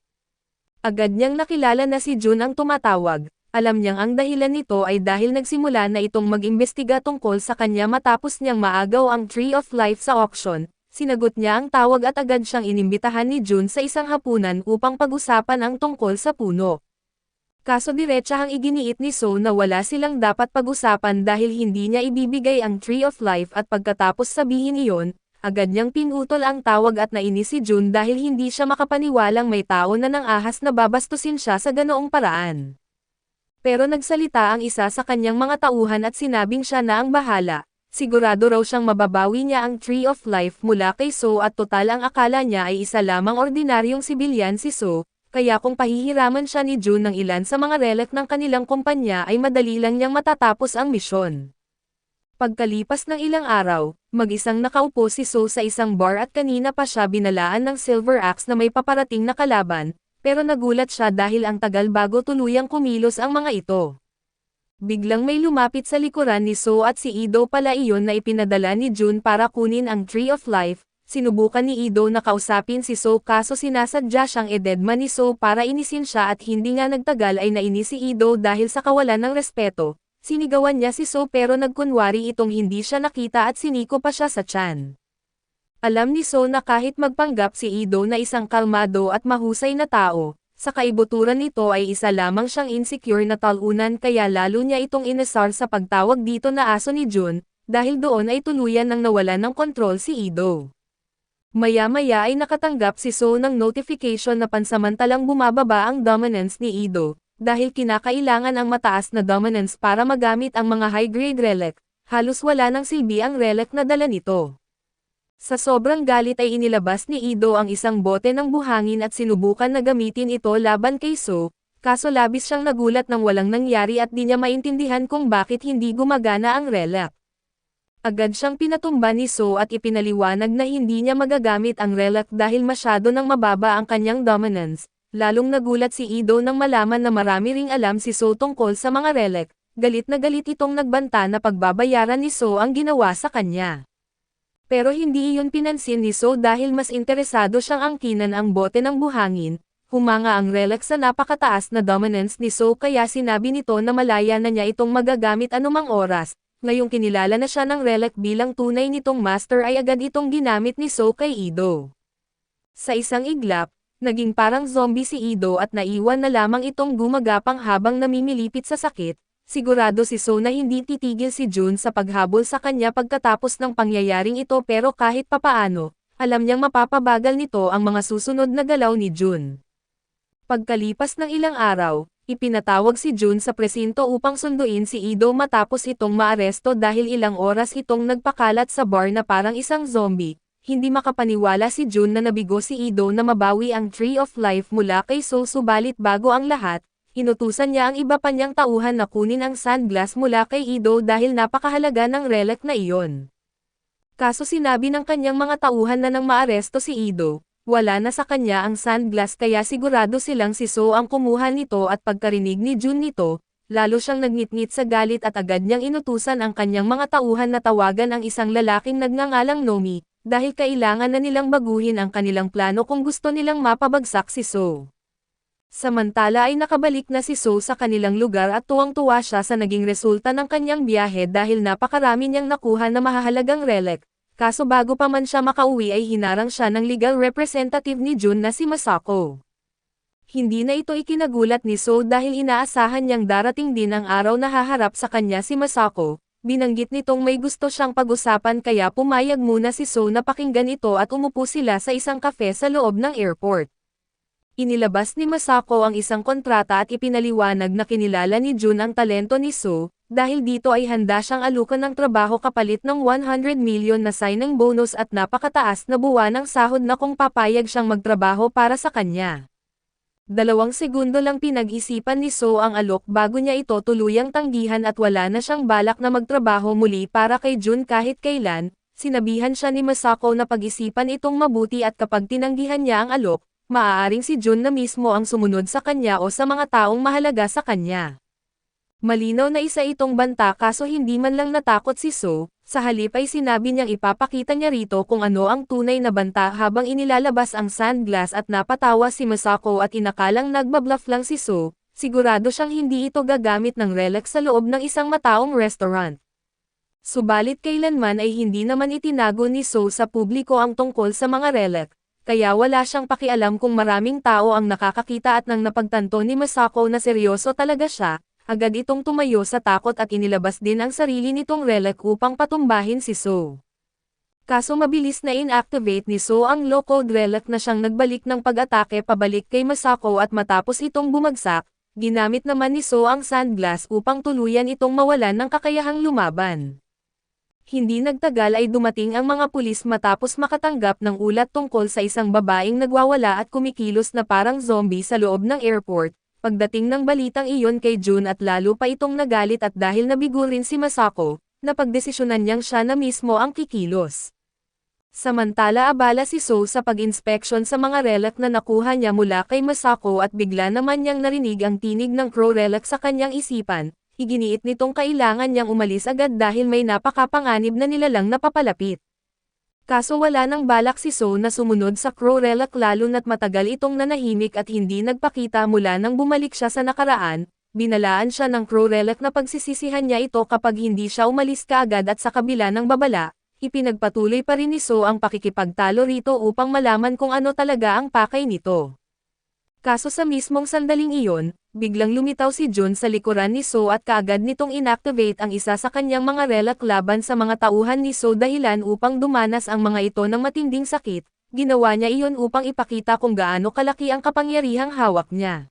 Agad na inilabas ni So ang kanyang kutsilyo at tumakbo sa likuran ni Jun bago itinutok ang talam sa leeg nito. Humanga si Jun dahil mahusay gumamit ng mga relic si So pero ipinahayag niyang masyadong mataas ang antas ng laban na pinasok nito at pagkatapos, muli siyang nag-ipon ng lakas para sa isa pang dominance attack kaya napilitang umatras si So. Pero biglang hindi na magamit ni Jun ang kapangyarihan niya kahit sinusubukan pa rin niyang umatake. Lumalabas na noong nasa likuran niya si So ay ginamit nito ang kanyang pickpocketing skill para nakawin ang mga relic na nasa harapang bulsa ni Jun. Ang mga iyon ay mga God-grade consumable relic pero kulang pa ang dominance ni So para magamit ang mga ito, kaya kailangan muna niyang itago ang mga iyon para magamit sa ibang pagkakataon. Kahit nawalan ng 2 relic si Jun ay hindi ibig sabihin na wala na siyang ibang magagamit, nasa kanya pa rin ang Relic of Conquest na nagbibigay sa kanya ng kakayahang pilitin ang kanyang mga kalaban na sumunod sa kanya at dahil isa itong parasitic relic, ay walang paraan si So para malaman kung saang bahagi ng katawan ni Jun ito nakatago. Kaya hindi niya ito maaaring nakawin gamit ang kanyang pickpocketing skill. Mas lumala pa ang sitwasyon dahil may suot ding armor relic si Jun na nagbibigay sa kanya ng napakatibay na depensa, kaya hindi magiging madali para kay So na pabagsakin siya agad.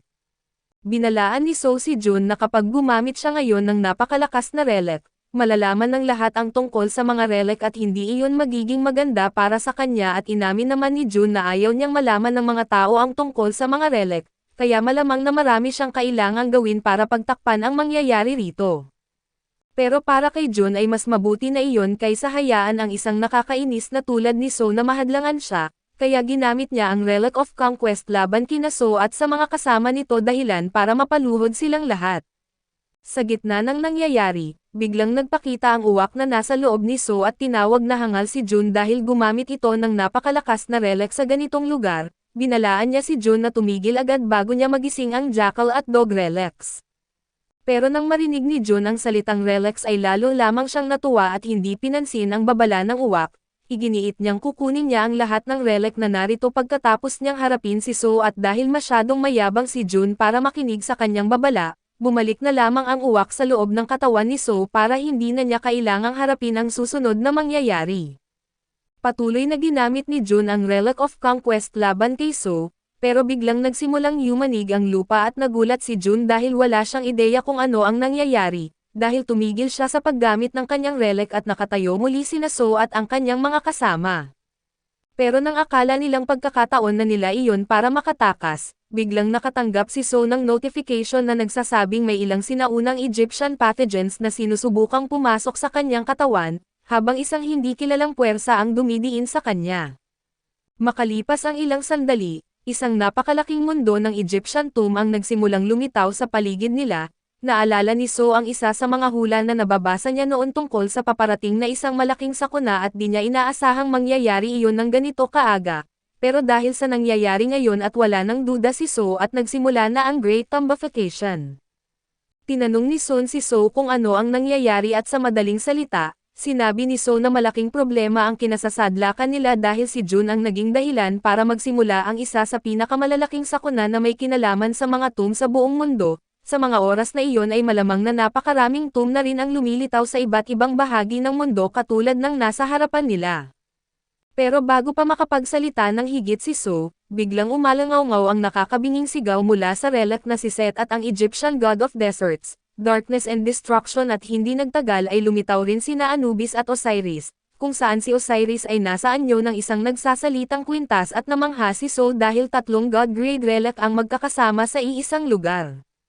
Galit na galit si Osiris dahil may mga ordinaryong tao na nang ahas manggagambala sa kanilang pagkakatulog, pero kumbinsido si Set na nagkataon lamang ang lahat dahil ayaw niyang maniwala na may ganoong kalakas na kapangyarihan ang mga tao. Pero biglang may naamoy na pamilyar si Set kaya nagsimula siyang sumisinghot sa paligid para malaman kung ano iyon. Tinanong siya ni Anubis at Osiris kung ano ang ginagawa niya at binanggit ni Set na naaamoy niya kay So ang amoy ng traidor na uwak na kumampi sa mga tao. Pero hindi naniwala ang dalawa dahil matagal ng selyado ang uwak.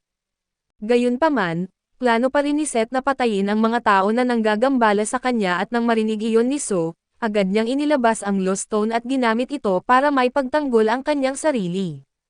Pinagtawanan siya ni Set dahil hindi siya makapaniwalang iniisip ni So na kayang lumaban ng isang low-level relic laban sa isang god-level relic na katulad niya. Pero nang maglabas si Set ng malakas na atake kay So at dahil sa kakayahan ng Lost Stone, ang buong lakas ng atake ni Set ay bumalik mismo sa kanya. Dahil dito, si So naman ang nangasar kay Set dahil napakababaw nitong mag-isip at hinuhusgahan lamang ang isang relic base sa rank nito, pero gumagana lamang ang Lost Stone sa mga atake na direktang nakatutok kay So. Kaya nang magdesisyon si Anubis na isailalim si So sa kanyang trial, wala nang paraan si So para kontrahin iyon at tuluyan siyang nahulog sa pagsubok at pagkamulat niya, nakita niyang nasa ibabaw siya ng isang timangan kung saan ikinukumpara ang kanyang bigat sa isang balahibo. Naisip niyang bahagi iyon ng trial ni Anubis, pero hindi siya gaanong nag-alala dahil nakilala niya sa dati niyang buhay ang taong gumamit ng Anubis relic at ayon sa sinabi sa kanya noon, napakadali lang ng trial at ang kailangan lang niyang gawin ay sumagot ng oo sa lahat ng tanong na ibibigay sa kanya para makapasa. Makalipas ang ilang sandali ay nagsimulang magtanong si Anubis, pero mabilis na nawala ang kumpiyansa ni So nang malaman niyang kailangan niyang sumagot ng oo na nang hindi nagsisinungaling. Ang problema ay ang mga tanong tulad ng kung hindi pa ba siya nagnakaw at hindi pa ba siya nagsisinungaling, kung kabilang ba si Kashimo sa top 10 sa kanilang mundo ang ibinabato sa kanya. Siyempre ay hindi kayang sagutin ni So ng oo ang mga iyon nang hindi nagsisinungaling, dahil dito ay hinawakan siya ni Anubis at sinabing bumagsak siya sa pagsubok at bilang parusa, itatapon siya sa kailaliman ng impyerno sa loob ng labyrinth at walang nagawa si So kundi magpumiglas habang tuluyan siyang itinapon ni Anubis. Pagbagsak niya ay nagulat si So nang makitang buhay pa rin siya, pero hindi ibig sabihin na ligtas na siya dahil ang lugar ay parang isang tuyot at wasak na lupain na puno ng napakaraming bangkay at di nagtagal, nalaman ni So kung bakit napakaraming bangkay doon. Biglang lumitaw ang isang grupo ng nakamamatay na mummies at sabay-sabay silang sumugod sa kanya, dahil bahagi pa rin siya ng trial ni Anubis at bawal niyang gamitin ang kanyang mga relic. Kaya ang tanging nagawa niya para ipagtanggol ang sarili ay pulutin ang isang lumang buto sa paligid at gamitin iyon bilang sandata. Mukhang ang buong layunin ng pagsubok ay panoorin ni Anubis na maghirap ang kanyang mga biktima habang pilit silang nabubuhay sa isang sitwasyong halos imposibleng mapagtagumpayan. Ayaw ni So na bigyan si Anubis ng kasiyahang makita siyang mamatay doon pero wala rin siyang gaanong magagawa gamit lamang ang isang buto bilang sandata, kaya hindi nagtagal ay napaligiran siya ng mga mummies. Nang malapit na siyang mapatay, biglang nagpakita ang uwak sa harapan ni So para iligtas siya at iginiit nitong dapat siyang magpasalamat dahil hindi nito gustong personal na nakialam sa ganitong sitwasyon, pagkatapos ay ginamit ng uwak ang kanyang kapangyarihan para iligtas si So. Samantala sa labas ng trial ay pinapanood ng iba ang bilog na trial chamber ni Anubis na lumulutang sa gitna ng silid, nagsisimula ng mag-alala sina Set at Osiris dahil napakatagal na ng pagsubok. Hindi dapat ganoon katagal si Anubis para lamang talunin ang isang ordinaryong tao. Pero biglang nagsimulang mabiyak ang trial chamber, nagulat silang lahat dahil ngayon lang nangyari ang ganitong bagay at di nagtagal ay tuluyan itong nabasag at nakalabas si So kasama ang uwak, bumalik din si Anubis pero nawalan ito ng malay dahil sa kapangyarihan ng uwak. Hindi maintindihan ni Osiris kung ano ang nangyari, pero binanggit ni Set na malamang ay tinalo ng Relic-eating Crow si Anubis sa loob ng trial. Isinumpa rin niya ang uwak dahil kumampi ito sa mga tao at nakipagtulungan sa kanila para nakawin ang kapangyarihan ng mga relic maraming taon na ang nakalipas. Ngayon lang narinig ni So ang tungkol dito kaya tinanong niya ang uwak kung totoo ba ang lahat, hindi ito sumagot pero hindi rin ito itinanggi ang sinabi ni Set at dahil dito ay naisip ni So na malamang ay totoo nga iyon. Ayaw hayaan ni Set na makatakas ang uwak, kaya ginamit niya ang kanyang kapangyarihan para magpatawag ng walang katapusang hukbo ng undead mummies na lalaban kay So at habang hinaharap ni So ang mga mummies, binanggit ng uwak na kailangan na niyang lumaban ng mag-isa dahil hindi na siya nito kayang tulungan. Ayos lang iyon kay So dahil wala naman siyang balak na umasa pa sa kapangyarihan ng uwak. Nagulat ang uwak sa kumpiyansa ni So kahit mga god-tier relic ang kalaban niya at muntik na siyang mapatay ng isa sa mga ito ilang sandali lang ang nakalipas. Pero sinabi ni So na iba ang sitwasyon kanina dahil hindi niya magamit ang kanyang mga relic para ipagtanggol ang sarili. Ngayong nasa labas na siya ng trial ay malaya na niyang magagamit ang lahat ng kanyang kapangyarihan, kaya hindi dapat maging malaking problema sa kanya ang mga kalaban at inilabas ni So ang kanyang katana at isa-isang hiniwa ang mga mummies. Samantala sa likuran ng napakaraming mummies ay nagkunwari sina Set, Anubis at Osiris na mga mummy rin para hindi sila mahanap ni So at sigurado si Set na matatalo rin si So dahil kahit gaano karami na mummy ang patayin nito, walang katapusan silang patuloy na lilito hanggat nabubuhay si Set. Hindi nagtagal ay napansin din ni So na walang katapusan ang mga mummy dahil kahit gaano karami ang patayin niya, wala siyang napapala kaya nagdesisyon siyang baguhin ang kanyang paraan at direktang puntiryahin ang mga relic. Ang problema, hindi niya alam kung saan nagtatago ang mga ito kaya kailangan niyang humanap ng ibang paraan para mahanap sila. Biglang naalala ni So na ang funeral knife na pagmamayari niya ay isa ring Egyptian relic kaya't posibleng may koneksyon ito sa iba. Nang ipatawag niya ang kutsilyo, binanggit nitong nararamdaman nito ang presensya ni Lord Set sa malapit, kaya inutusan ni So ang kutsilyo na ituro sa kanya ang daan habang patuloy niyang hinihiwa ang mga mummy. Samantala, nagkamalay na si Anubis at natuwa ang dalawa nang makitang nagising na siya pero nalilito si Anubis sa nangyayari kaya tinanong niya kung ano ang nangyari. ipinaliwanag nila na nagpakita ang uwak at nagulat si Anubis nang malaman niyang nakawala na ito mula sa pagkakaselyo. Pero biglang natunton ni So sina Anubis at ang iba pa sa likuran ng grupo ng mga mummy at ngayong alam na niya kung nasaan sila, hindi na siya nagsayang ng oras at agad niyang hiniwa sa dalawa si Seth at ginawa rin niya iyon kay Osiris at tuluyang winasak silang dalawa. Malubha rin niyang nasugatan si Anubis, pero hindi niya ito tuluyang pinatay dahil gusto niyang panatilihin itong nabubuhay para maulit niya ang trial at tuluyang maklear ang tomb, pero sa pagkakataong ito ay babaguhin ni So ang mga patakaran. Matapos pilitin si Anubis na ulitin ang trial, muling lumitaw si So sa ibabaw ng scale pero dahil malubha na ang mga sugat ni Anubis, mahina na rin ang anyo nito sa loob ng trial at magtatanong na sana si Anubis pero bago pa siya makapagsalita, agad siyang sinasakal ni So at iginiit na hindi na siya ang magdedesisyon kung ano ang mga itatanong. Sa halip ay pinilit siya ni So na magtanong lamang ng mga bagay na kaya niyang sagutin ng oo nang hindi nagsisinungaling, tulad ng kung nagnakaw na ba siya at kung nagsisinungaling na ba siya at sa paraang iyon, madaling naipasa ni So ang trial at nakuha niya ang pagmamay-ari sa Anubis Relic. Pagbalik sa totoong mundo dahil matagumpay nang naipasa ang trial, nawala ang tomb at bumalik sa normal ang lahat at gulat na gulat si Jun dahil hindi niya inakalang kayang mapasunod ni So ang isang god-tier relic ng ganoon kadali. Makalipas ang ilang sandali, bumalik na rin si So sa totoong mundo at matapos niyang makuha ang Anubis Relic, nakatanggap siya ng napakalaking dagdag na kapangyarihan para sa kanyang Death-type relics at sa kanyang tolerance stat. Nakakuha rin siya ng bagong title bilang Explorer of a Great Tomb, pero hindi niya alam kung ano mismo ang nagagawa ng title na iyon at biglang lumapit si Jun kay So at matapos makita mismo kung ano ang kayang gawin ni So, napagtanto niyang hindi magandang ideya na gawin itong kaaway. Kaya humingi ng tawad si Jun at inalok si So na makipagtulungan sa kanya. Naniniwala siyang kapag nagsanib sila ng puwersa at madali nilang mapamumunuan ang bagong mundong puno ng mga relic pero galit na si So kay Jun, nang alukan siya nito ng kasunduan ay biglang bumalik sa kanyang isip ang mga alaala mula sa dati niyang buhay, kaya sa halip na tanggapin ang alok ay inilabas ni So ang kanyang espada at agad na hiniwa ang leeg ni Jun. Lumipad ang ulo ni Jun palayo sa kanyang katawan pero makalipas lang ang ilang sandali, kusang bumalik at dumidikit ang ulo niya sa katawan at medyo nagulat si So nang makita iyon, napagtanto niyang malamang ay nasa kay Jun ang Achilles heel relic, kaya mayroon itong kakayahang hindi mamatay.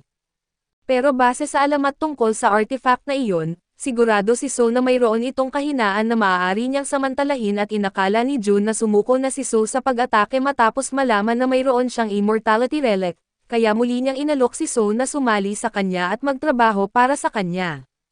Pero hinding-hindi iyon gagawin ni So kahit hindi pa niya alam kung nasaan ang mahinang bahagi ng katawan ni Jun, hindi niya hahayaang manalo ito kaya ginamit ni So ang buong lakas ng Muramasa Sword at paulit-ulit na hinahataw si Jun, para subukang ubusin ang kapangyarihan ng immortality nito. Sa sobrang dami ng pinsalang ginawa ni So at tuluyang nabali sa dalawa ang Muramasa at kasabay nito, kusang nag-react ang Achilles heel relic at nagpakawala ng malakas na enerhiya papunta kay So. Mabilis na inilabas ni So ang Lost Stone para harangin ang pag-atake pero dahil sa sobrang lakas ng enerhiya, nagsimula itong mabiyak. Kaya ginamit niya ang kakayahan ng Lost Stone para ibalik ang pag-atake kay Jun at tinamaan ng malakas si Jun, nawalan ng malay at tumilapon papunta sa pader at medyo nainis si So dahil buhay pa rin si Jun pagkatapos ng lahat ng iyon, malamang ay pinagaling ng Achilles relic ang karamihan sa pinsalang natamo nito. Pero sigurado si So na napinsala rin ng husto ang Achilles relic at Conquest relic matapos ang matinding laban nila, kaya malamang ay hindi muna magagamit ni Jun ang mga iyon pero ganoon din ang sitwasyon ni So, tuluyan nang nasira ang Muramasa at napinsala rin ang Lost Stone. Kailangan niyang ipaayos ang mga ito kung gusto niya pang magamit muli, kaya tinawagan niya si Irene at hiniling na tulungan siyang hanapin ang isang lalaking nagngangalang Yanji Kataro. Pumayag si Irene at ginamit ang kanyang mga koneksyon para hanapin ito pero nang magkita sila ni So para sabihin ang resulta ng paghahanap, sinabi ni Irene na patay na si Yanagi at nagulat si So sa balita. Ipinaliwanag ni Irene na mahilig mangolekta ng mga artwork ang kanyang kapatid at kamakailan ay bumili ito ng painting mula kay Yanagi. Pero nalaman nilang peke pala ang painting at nang habulin ng kapatid ni Irene at ng mga kaibigan nito si Yanagi para panagutin sa panloloko. Bumangga ang sasakyan ni Yanagi sa guardrail at nahulog mula sa bangin. Hindi inaasahan ni So ang nangyari, sigurado siyang niloko talaga ni Yanagi ang kapatid ni Irene dahil sa hinaharap, makikilala si Yanagi bilang King of Frauds pero isa rin siyang gumagamit ng Restoration Relic.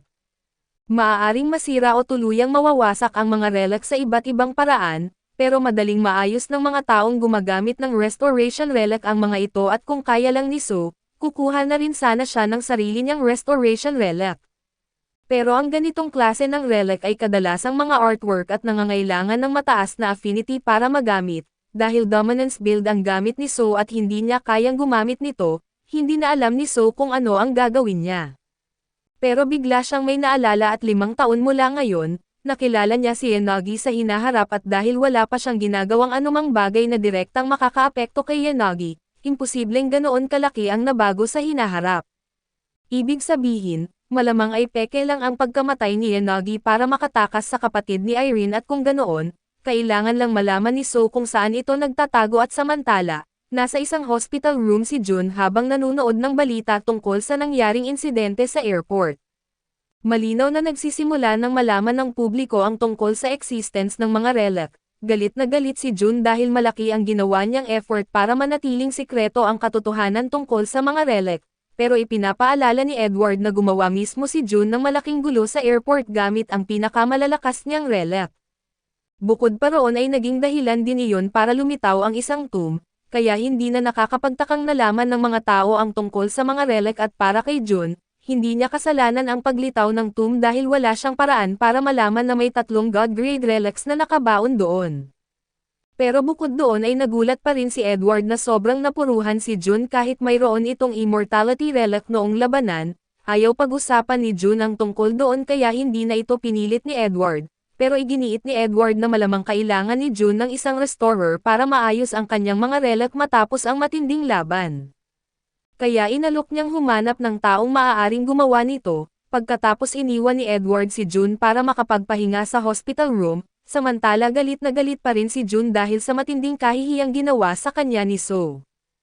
Habang naglalakad sa hallway ay tinawagan ni Edward si Yanagi at agad naman itong sumagot, bagay na ikinagulat ni Edward dahil hindi karaniwang ganito kabilis tumanggap ng trabaho si Yanagi, pero inisip niyang baka desperado lang ito at kailangan agad ng pera. Inamin ni Yanagi na kailangan nga niya ng pera dahil nagkaproblema siya matapos subukang magbenta ng pekeng painting, dahil dito ay kinailangan niyang mapeke ang sarili niyang pagkamatay at ngayon, kailangan muna niyang magtago para hindi siya mahanap at kailangan din niyang magbayad ng malaking halaga sa mga taong tumutulong para maitago siya. Sinabi naman ni Edward na hindi magiging problema ang pera dahil malaking kliyente si Jun, samantala ay napagtanto ni So na siguradong may tao na tumutulong kay Yanagi para makapagtago, kaya hiniling niya kay Irene na imbestigahan ang mga art shop na pag-aari ng malalapit na kaibigan ni Yanagi. Matapos ang ilang paghahanap ay isang shop ang pinaghinalaan nila, pumasok sila roon at sinalubong sila ng receptionist na nagtanong kung anong artwork ang gusto nilang makita. Pero iginiit ni So na hindi sila pumunta roon para bumili ng artwork at ang kailangan nila ay tulong para ipaayos ang kanyang mga relic. Sandaling natigilan ang babae nang banggitin ni So ang tungkol sa relic pero agad itong nagpapanggap na walang alam sa sinasabi niya, hinahampas ni Sun ang kamay niya sa front desk at sinabing tigilan na nito ang pagpapanggap dahil alam nila kung ano talaga ang lugar na iyon. Pero hinihila siya ni So palayo at sinabihan na kumalma dahil kailangan nilang kumbansihin ang babae na tanggapin ang kanilang request. Habang nagtatalo silang dalawa ay napatingin ang babae sa bag na dala nila, labis siyang namangha nang makita ang napakaraming high-rankang relics sa loob. Napansin ni So ang reaksyon niya kaya iginiit niyang narinig niya mula sa isang kaibigan na pwedeng magpaparestore ng relics sa lugar na iyon. Napakahalaga sa kanya ng mga relic na iyon kaya gusto niyang isang professional ang mag-ayos sa mga ito. Ngayong alam na ng babae na maraming high-grade relics si So, biglang nagbago ang pakikitungo nito at sinabihan niya si So na maghintay sandali habang may kukumpirmahin siya sa likod.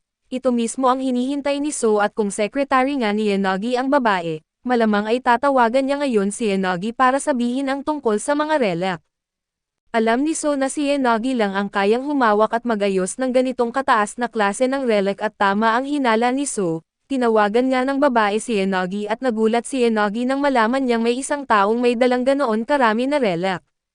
Pero iginiit ng secretary na mukhang walang alam si So sa tunay na halaga ng mga relic na dala niya, kaya baka magkaroon sila ng pagkakataon na maiisahan siya at makalipas ang ilang sandali ay bumalik ang babae at sinabi kay So na maaari nilang tingnan at ipaayos ang kanyang mga relic, pero kailangan niyang dalhin lahat ng relic sa technician na nasa likod. Nagulat si So nang marinig iyon at alam niyang nagtatrabaho ang babae para kay Yanagi, pero hindi niya inakalang personal na naroon si Yanagi sa loob ng shop at pumayag siyang dalhin ng babae ang mga relic sa likod.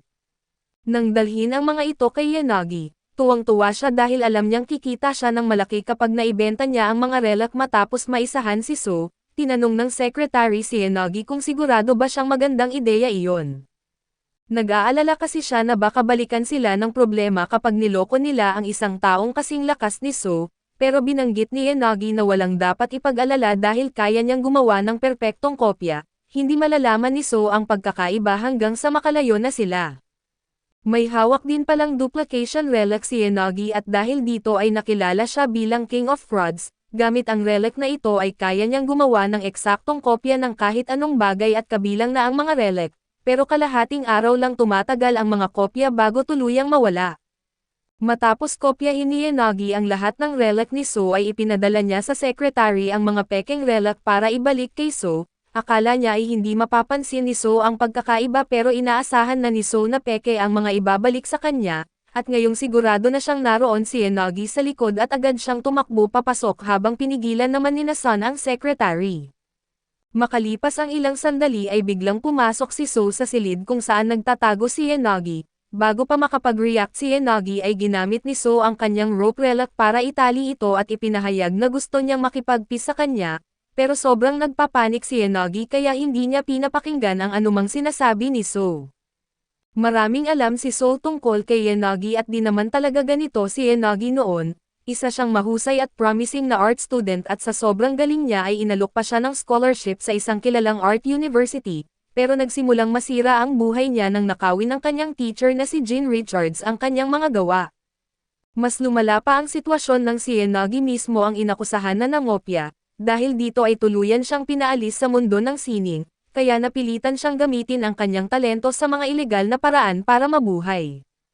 Alam ni So na hindi naman masamang tao si Yanagi subalit nakakainis ito dahil walang tigil sa pagsigaw, kailangan muna siyang patahimikin ni So kung gusto niyang makipagkasundo rito kaya inilabas ni So ang Shakespeare's pen relic, ipinaliwanag kay Yanagi na anumang isulat gamit ang pen na iyon ay nagiging realidad.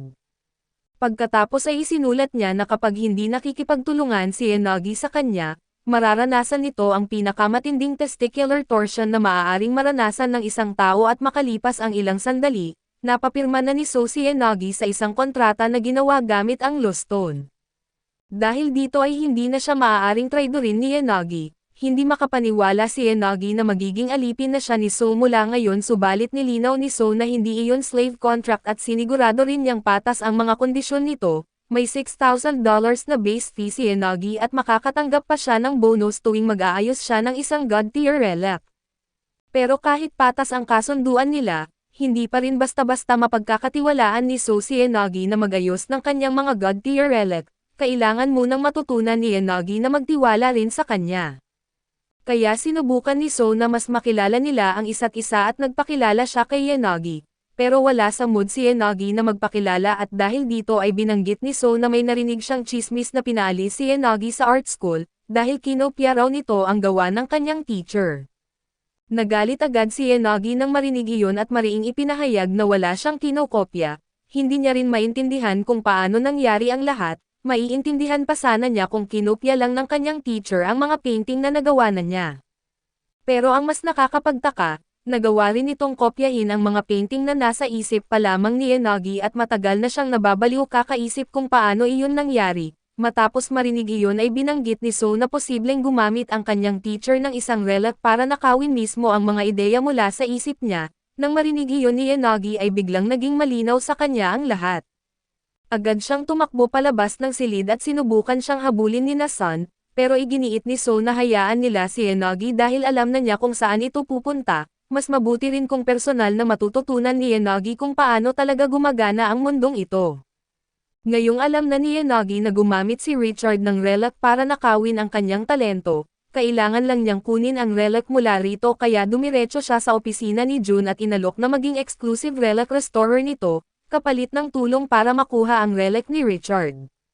Pero malas para kay Yanagi dahil matalik na kaibigan ni Jun si Richard, kaya wala itong balak tulungan siyang kunin ang relic pero wala rin itong balak na hayaang makaalis si Yanagi, kaya inutusan ni Jun ang kanyang mga bodyguard na bugbugin si Yanagi hanggang sa sumunod ito sa kanya.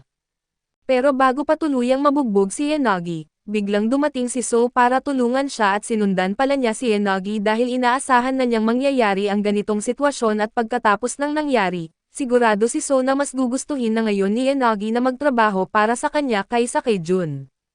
Labis na nagulat si Yanagi nang makita si So, nang makita ni So ang ekspresyon sa mukha ni Yanagi ay napagtanto niyang gumana ang plano niya.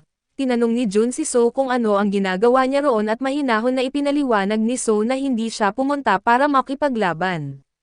Nandoon lamang siya para isama si Yanagi at bukod dito dahil sa mga relic na mayroon silang dalawa, duda si So kung makakalaban pa sila ng maayos pero ayaw tanggapin ni Jun ang pagkatalo at patuloy siyang nagmatigas. Nang makita ni So na wala itong balak umatras ay nagdesisyon siyang harapin ito sa ibang paraan.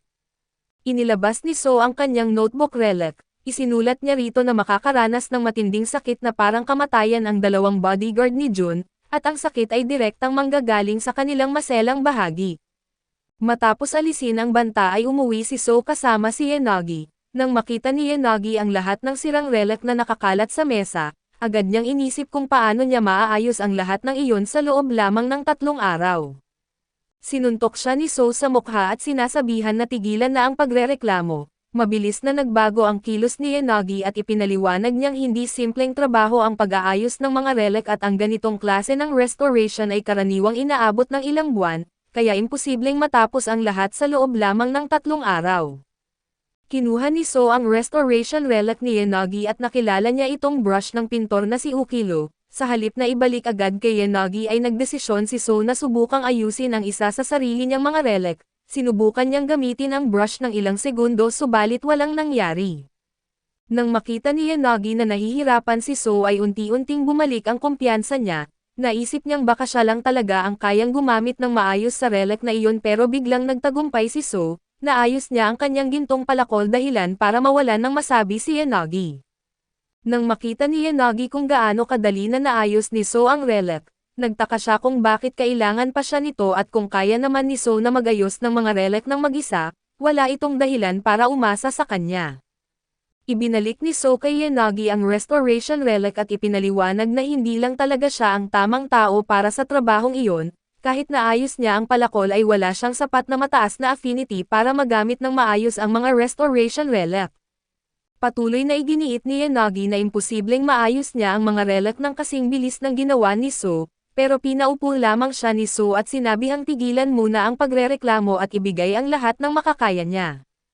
Dahil sa mga salitang iyon ay tuluyang nagbago ang pananaw ni Yanagi, sa halip na tingnan si So bilang isang taong pinipilit lamang siyang magtrabaho ay sinimulan niya itong hinangaan at ituring na isang taong karapat-dapat sundan. Tuwang-tuwa naman si So dahil gumana ng eksakto sa plano niya ang maliit niyang paraan ng pagmamanipula kay Yanagi. Nang papaalis na sana si So ay bigla siyang napalingon at napansin niyang nakakuha siya ng bagong ability na tinatawag na Tomb Restoration. Binasa ni So ang description nito para malaman kung ano mismo ang kaya nitong gawin. Pero bago niya matapos ay biglang nakatanggap ng tawag si Yanagi mula kay Edwards. Hiniling ni Edwards na ipasa kay So ang telepono at kinuha ni So ang tawag at sa sandaling marinig niya ang boses ni Edwards, agad niyang nalaman kung sino ang kausap niya. Sa hinaharap ay makikilala si Edwards bilang King of Wealth, isa siyang British investor at isa sa pinakamalalaking pangalan sa relic market dahil alam na ni So ang reputasyon at kasaysayan ni Edwards, alam niyang kailangan niyang maging maingat sa tao na ito. Hindi na nagsayang ng oras si Edwards sa walang kabuluhan na usapan at agad niyang sinabi kay So na mayroon siyang trabaho para sa kanya. Ipinaliwanag niya na kamakailan ay naglagay ng reward ang Republic of China para sa isang tomb at malaking halaga ang ibibigay sa sinumang sasali sa opisyal na excavation team at magsusuko ng anumang relic na kanilang makikita. Ang problema ay ang lahat ng relic na mahahanap doon ay automatikong magiging pag-aari ng gobyerno. Gusto ni Edwards na sumali si So sa excavation team at hanapin ang isang partikular na relic na kailangan niya. at palihim itong ilabas bago pa may makapansin. Hindi man lang sinagot ni So ang alok at sa halip, tinanong niya agad si Edwards kung sino talaga ang pinagtatrabahuhan nito. Alam niyang walang basta-basta na lalaban sa Republic of China para lamang sa isang relic kung walang napakalaking dahilan. Tumawa si Edwards at sinabing matalino si So, pagkatapos ay inamin niyang ang tunay na gustong kumuha sa kanya ay si General Kira Clark at natigilan si So nang marinig ang pangalang iyon at agad niyang naalala si Kira Clark, na kilala bilang Queen of War na isang babaeng ang reputasyon ay sapat para magbigay ng tunay na takot sa iba. Sa kabila nito ay tinanggap ni So ang trabaho ng walang pag-alinlangan. Nang gabi ring iyon habang sakay sila ng isang jet ay nakaharap ni Yanagi si Irene at agad siyang humingi ng tawad dahil nabentahan niya ng pekeng relic ang kapatid nito, pero mukhang hindi naman galit si Irene at iginiit nitong masaya pa rin siyang makita si Yanagi. Ipinaliwanag ni So kay Irene na silang dalawa ni Yanagi ang magtuturo sa kanya kung paano gamitin ng tama ang mga relic, dahil walang paraan para maihiwalay sa kanya ang Relic of Misfortune. Naisip ni So na mas praktikal na turuan na lamang siyang kontrolin ito. Si So ang bahala sa domination part ng training niya at habang si Yanagi naman ang magtuturo tungkol sa affinity, kinabukasan ay nakarating sila sa Republic of China. Tiningnan ni So ang lugar gamit ang kanyang binoculars at natuklasang mahigit 2/3 ng bansa ang nilamon na ng isang tomb. May nakita siyang tila pasukan pero agad niyang napansin na wasak na ang tulay papunta roon, dahil dito ay bangka na lamang ang praktikal na paraan para makatawid at bago pa makapag-isip ng mabuti si So, biglang natarante si Yanagi at sinabing nawawala ang brush ni Ukilo. Nanlaki ang mga mata ni So at agad niyang tinanong kung saan ito huling nakita ni Yanagi. Pero mabilis niyang napagtanto na mas malaki pala ang problema at hindi lang si Yanagi ang nawalan ng gamit, lahat ng taong nasa paligid nila ay may ninakaw na gamit. May isang taong gumamit ng relic para nakawan silang lahat ng sabay-sabay, alam agad ni So kung ano ang nangyayari at inilabas niya ang kanyang rope relic at inutusan itong hanapin at itali ang taong responsable. Sinundan ni So at Yanagi ang lubid hanggang sa women's bathroom. Doon ay nakita nilang nakatali sa isang istruktura ang isang dalagang may berdeng buhok at sa isang tingin pa lamang, napansin ni So na isa itong American agent at alam din niyang ang ginamit nito para nakawin ang mga gamit ng lahat ay ang Relic of Medusa. Lumapit si So sa babae at inilabas ang kanyang dagger at binalaan itong huwag gumawa ng anumang kalokohan. Nang luwagan ni So ang lubid na nakatakip sa bibig ng babae, agad itong sumigaw at sinabing kailangan siyang pakakawalan dahil kung hindi, hahabulin si So ng mga kasamahan niya at nang marinig iyon ay naisip ni So na may isa pang excavation team na dumating. Hindi ito maintindihan ni Yanagi dahil sila mismo ang kinuha ng general para sa trabahong iyon, at direktang ibinigay ni Edwards sa kanila ang mission pero agad na naunawaan ni So kung ano talaga ang nangyayari at parehong panig ang sinusuportahan nila mula pa sa simula. Ibig sabihin kahit alin sa dalawang team ang magtagumpay ay makikinabang pa rin ang United States. Nang maisip ni So kung gaano kagusto na makuha ni Kira ang partikular na relic na iyon, naisip niyang siguradong napakahalaga nito kaya mas magandang sila na lang mismo ang magtago ng tunay na relic at nagulat si Yanagi nang malaman niyang wala silang balak ibigay ang relic sa general.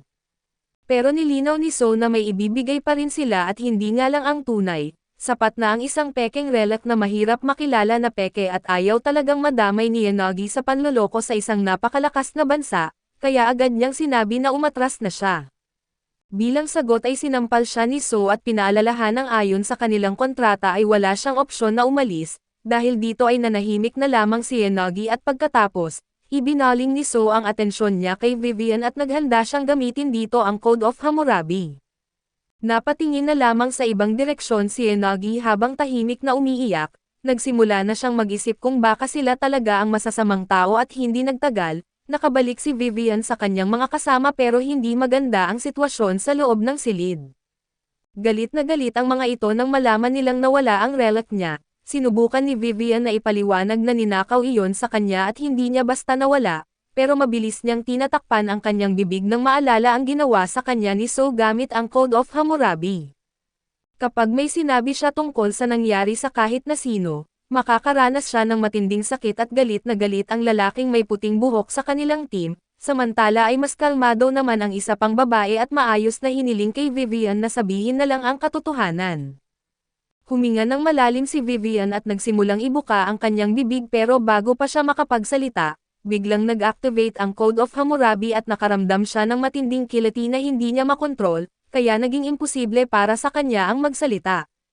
Sakto naman ang timing nito para kay So, samantala ay nagkunwari sina So at Yanagi bilang mga manggagawa sa pantalan at sumakay sa isang cargo ship para makapasok sa isla at biglang dumilim ang kalangitan ng walang babala, dahilan para mataranta ang ibang crew. Pero nanatiling kalmado si So dahil alam na niya kung ano ang susunod na mangyayari. Lumabas mula sa tubig ang napakalaking ahas na kumakain ng tao at agad na umatake sa barko at maraming crew ang brutal na sinalakay bago nakabawi ang iba at nagsimulang lumaban, kalaunan ay nagawa nilang mapabagsak ang ilan sa mga halimaw. Nang makita ni So na kaya naman nilang ipagtanggol ang kanilang sarili, naisip niyang baka hindi ganoon kasama ang sitwasyon pero biglang nagsimulang magbago ang mga crew na nakagat ng mga ahas, muli silang tumayo bilang mga zombie. Agad nagbago ang isip ni So at isang kagat lamang pala ang kailangan para maging zombie ang isang tao. Tiningnan ni So ang mga ahas na tila humahanga pa siya at inamin niyang talagang mahusay ang relic na nasa likod ng lahat ng iyon. Pagkatapos ay nagpakita ang relic bilang isang kulay lilang ipu-ipu na umiikot sa kalangitan, direktang hinarap nito si So at binanggit na wala na siyang matatakbuhan. Sinabihan naman ito ni So na huwag siyang maliitin at inilabas niya ang kanyang notebook relic at nagsulat ng ilang rules. Sa sumunod na sandali, sabay-sabay na yumukod ang lahat ng zombie sa barko at nang makita iyon ng relic, kinilala nitong si So talaga ang chosen one of the body at napagtanto ni So na kilala na pala siya ng relic. Kinumpirma naman nito na madalas nang pinag-uusapan si So ng iba pang mga relic. Nagkatinginan sina So at Yanagi dahil pareho silang nagulat nang malaman na kayang makipag-usap ng mga relic sa isa't isa, pero isinantabi muna iyon ni So at tinanong ang relic kung ano ba talaga ang crow, dahil mukhang napakahalaga ng pangalan nito sa iba pang mga relic. Agad nagbago ang tono ng relic nang marinig ang tanong, ipinaliwanag nito na ang crow ay dating isang napakalakas na divine class relic, may kakayahan itong lumakas sa pamamagitan ng pagsipsip sa kapangyarihan ng anumang nilalamon nito. Noong nakaraan ay nakipagkontrata ang crow sa isang tao, kalaunan ay pinagtaksilan nito ang lahat ng iba pang relic para sa tao na iyon pero sa huli, nakahanap ang ibang mga relic ng paraan para makulong ang crow. Habang nakikinig si So, unti-unti niyang napagtanto na ang tomb kung saan siya nakulong bago siya bumalik sa nakaraan ay ginawa pala mula pa sa simula bilang kulungan ng crow at dagdag pa ng relic. Hindi naging madali ang pagkulong sa crow at nagawa lamang nila iyon matapos nilang hikayatin ang taong may kontrata rito na kalabanan ito. Nang pagtaksilan ng taong iyon ang crow, nakita ng ibang mga relic ang pagkakataong kailangan nila at agad nilang sinelyuhan ang crow habang pinapatay din ang taong nagtaksil dito. Matapos ipaliwanag ang lahat ay tinanong ng relic si So kung ano naman ang napakagaling niyang plano. Inamin ni So na hindi naman ganoon kagaling ang plano niya, sa halip ay taos puso niyang pinasalamatan ang relic sa impormasyon, sa isip niya ay mukhang hindi naman pala ganoon kasama ang crow at agad napansin ng relic na tila kumakampi si So sa crow, kaya nagdesisyon itong patayin siya bago pa siya makagawa ng anumang bagay. Nagsummon ito ng napakaraming reptile monsters at ipinadala ang mga ito para salakayin si So, madaling pinabagsak ni So ang marami sa mga halimaw pero sa kabilang panig, hirap naman si Yanagi na ipagtanggol ang kanyang sarili.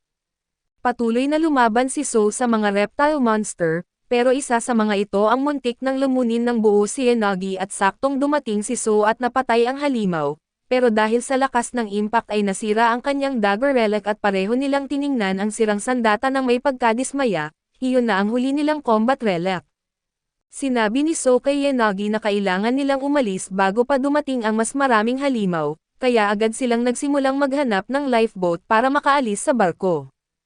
Doon biglang lumitaw si Vivian sa tabi ng cargo ship sakay ng isang speedboat. Kasama ang buong grupo niya at direktang itinuro ni Vivian si So at ipinahayag sa mga kasama niya na siya ang nagnakaw ng relic nito.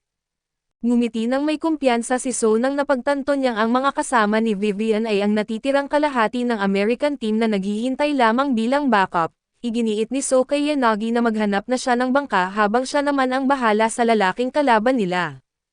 Kumuha ito ng isang bakal na tubo at agad na sumugod kay So. Napakalakas ng atake nito kaya muntik nang hindi makaiwas si So at nagulat siya sa matinding lakas ng lalaki at nagsimula silang maglaban, at kahit walang armas si So ay nagawa pa rin niyang makipagsabayan.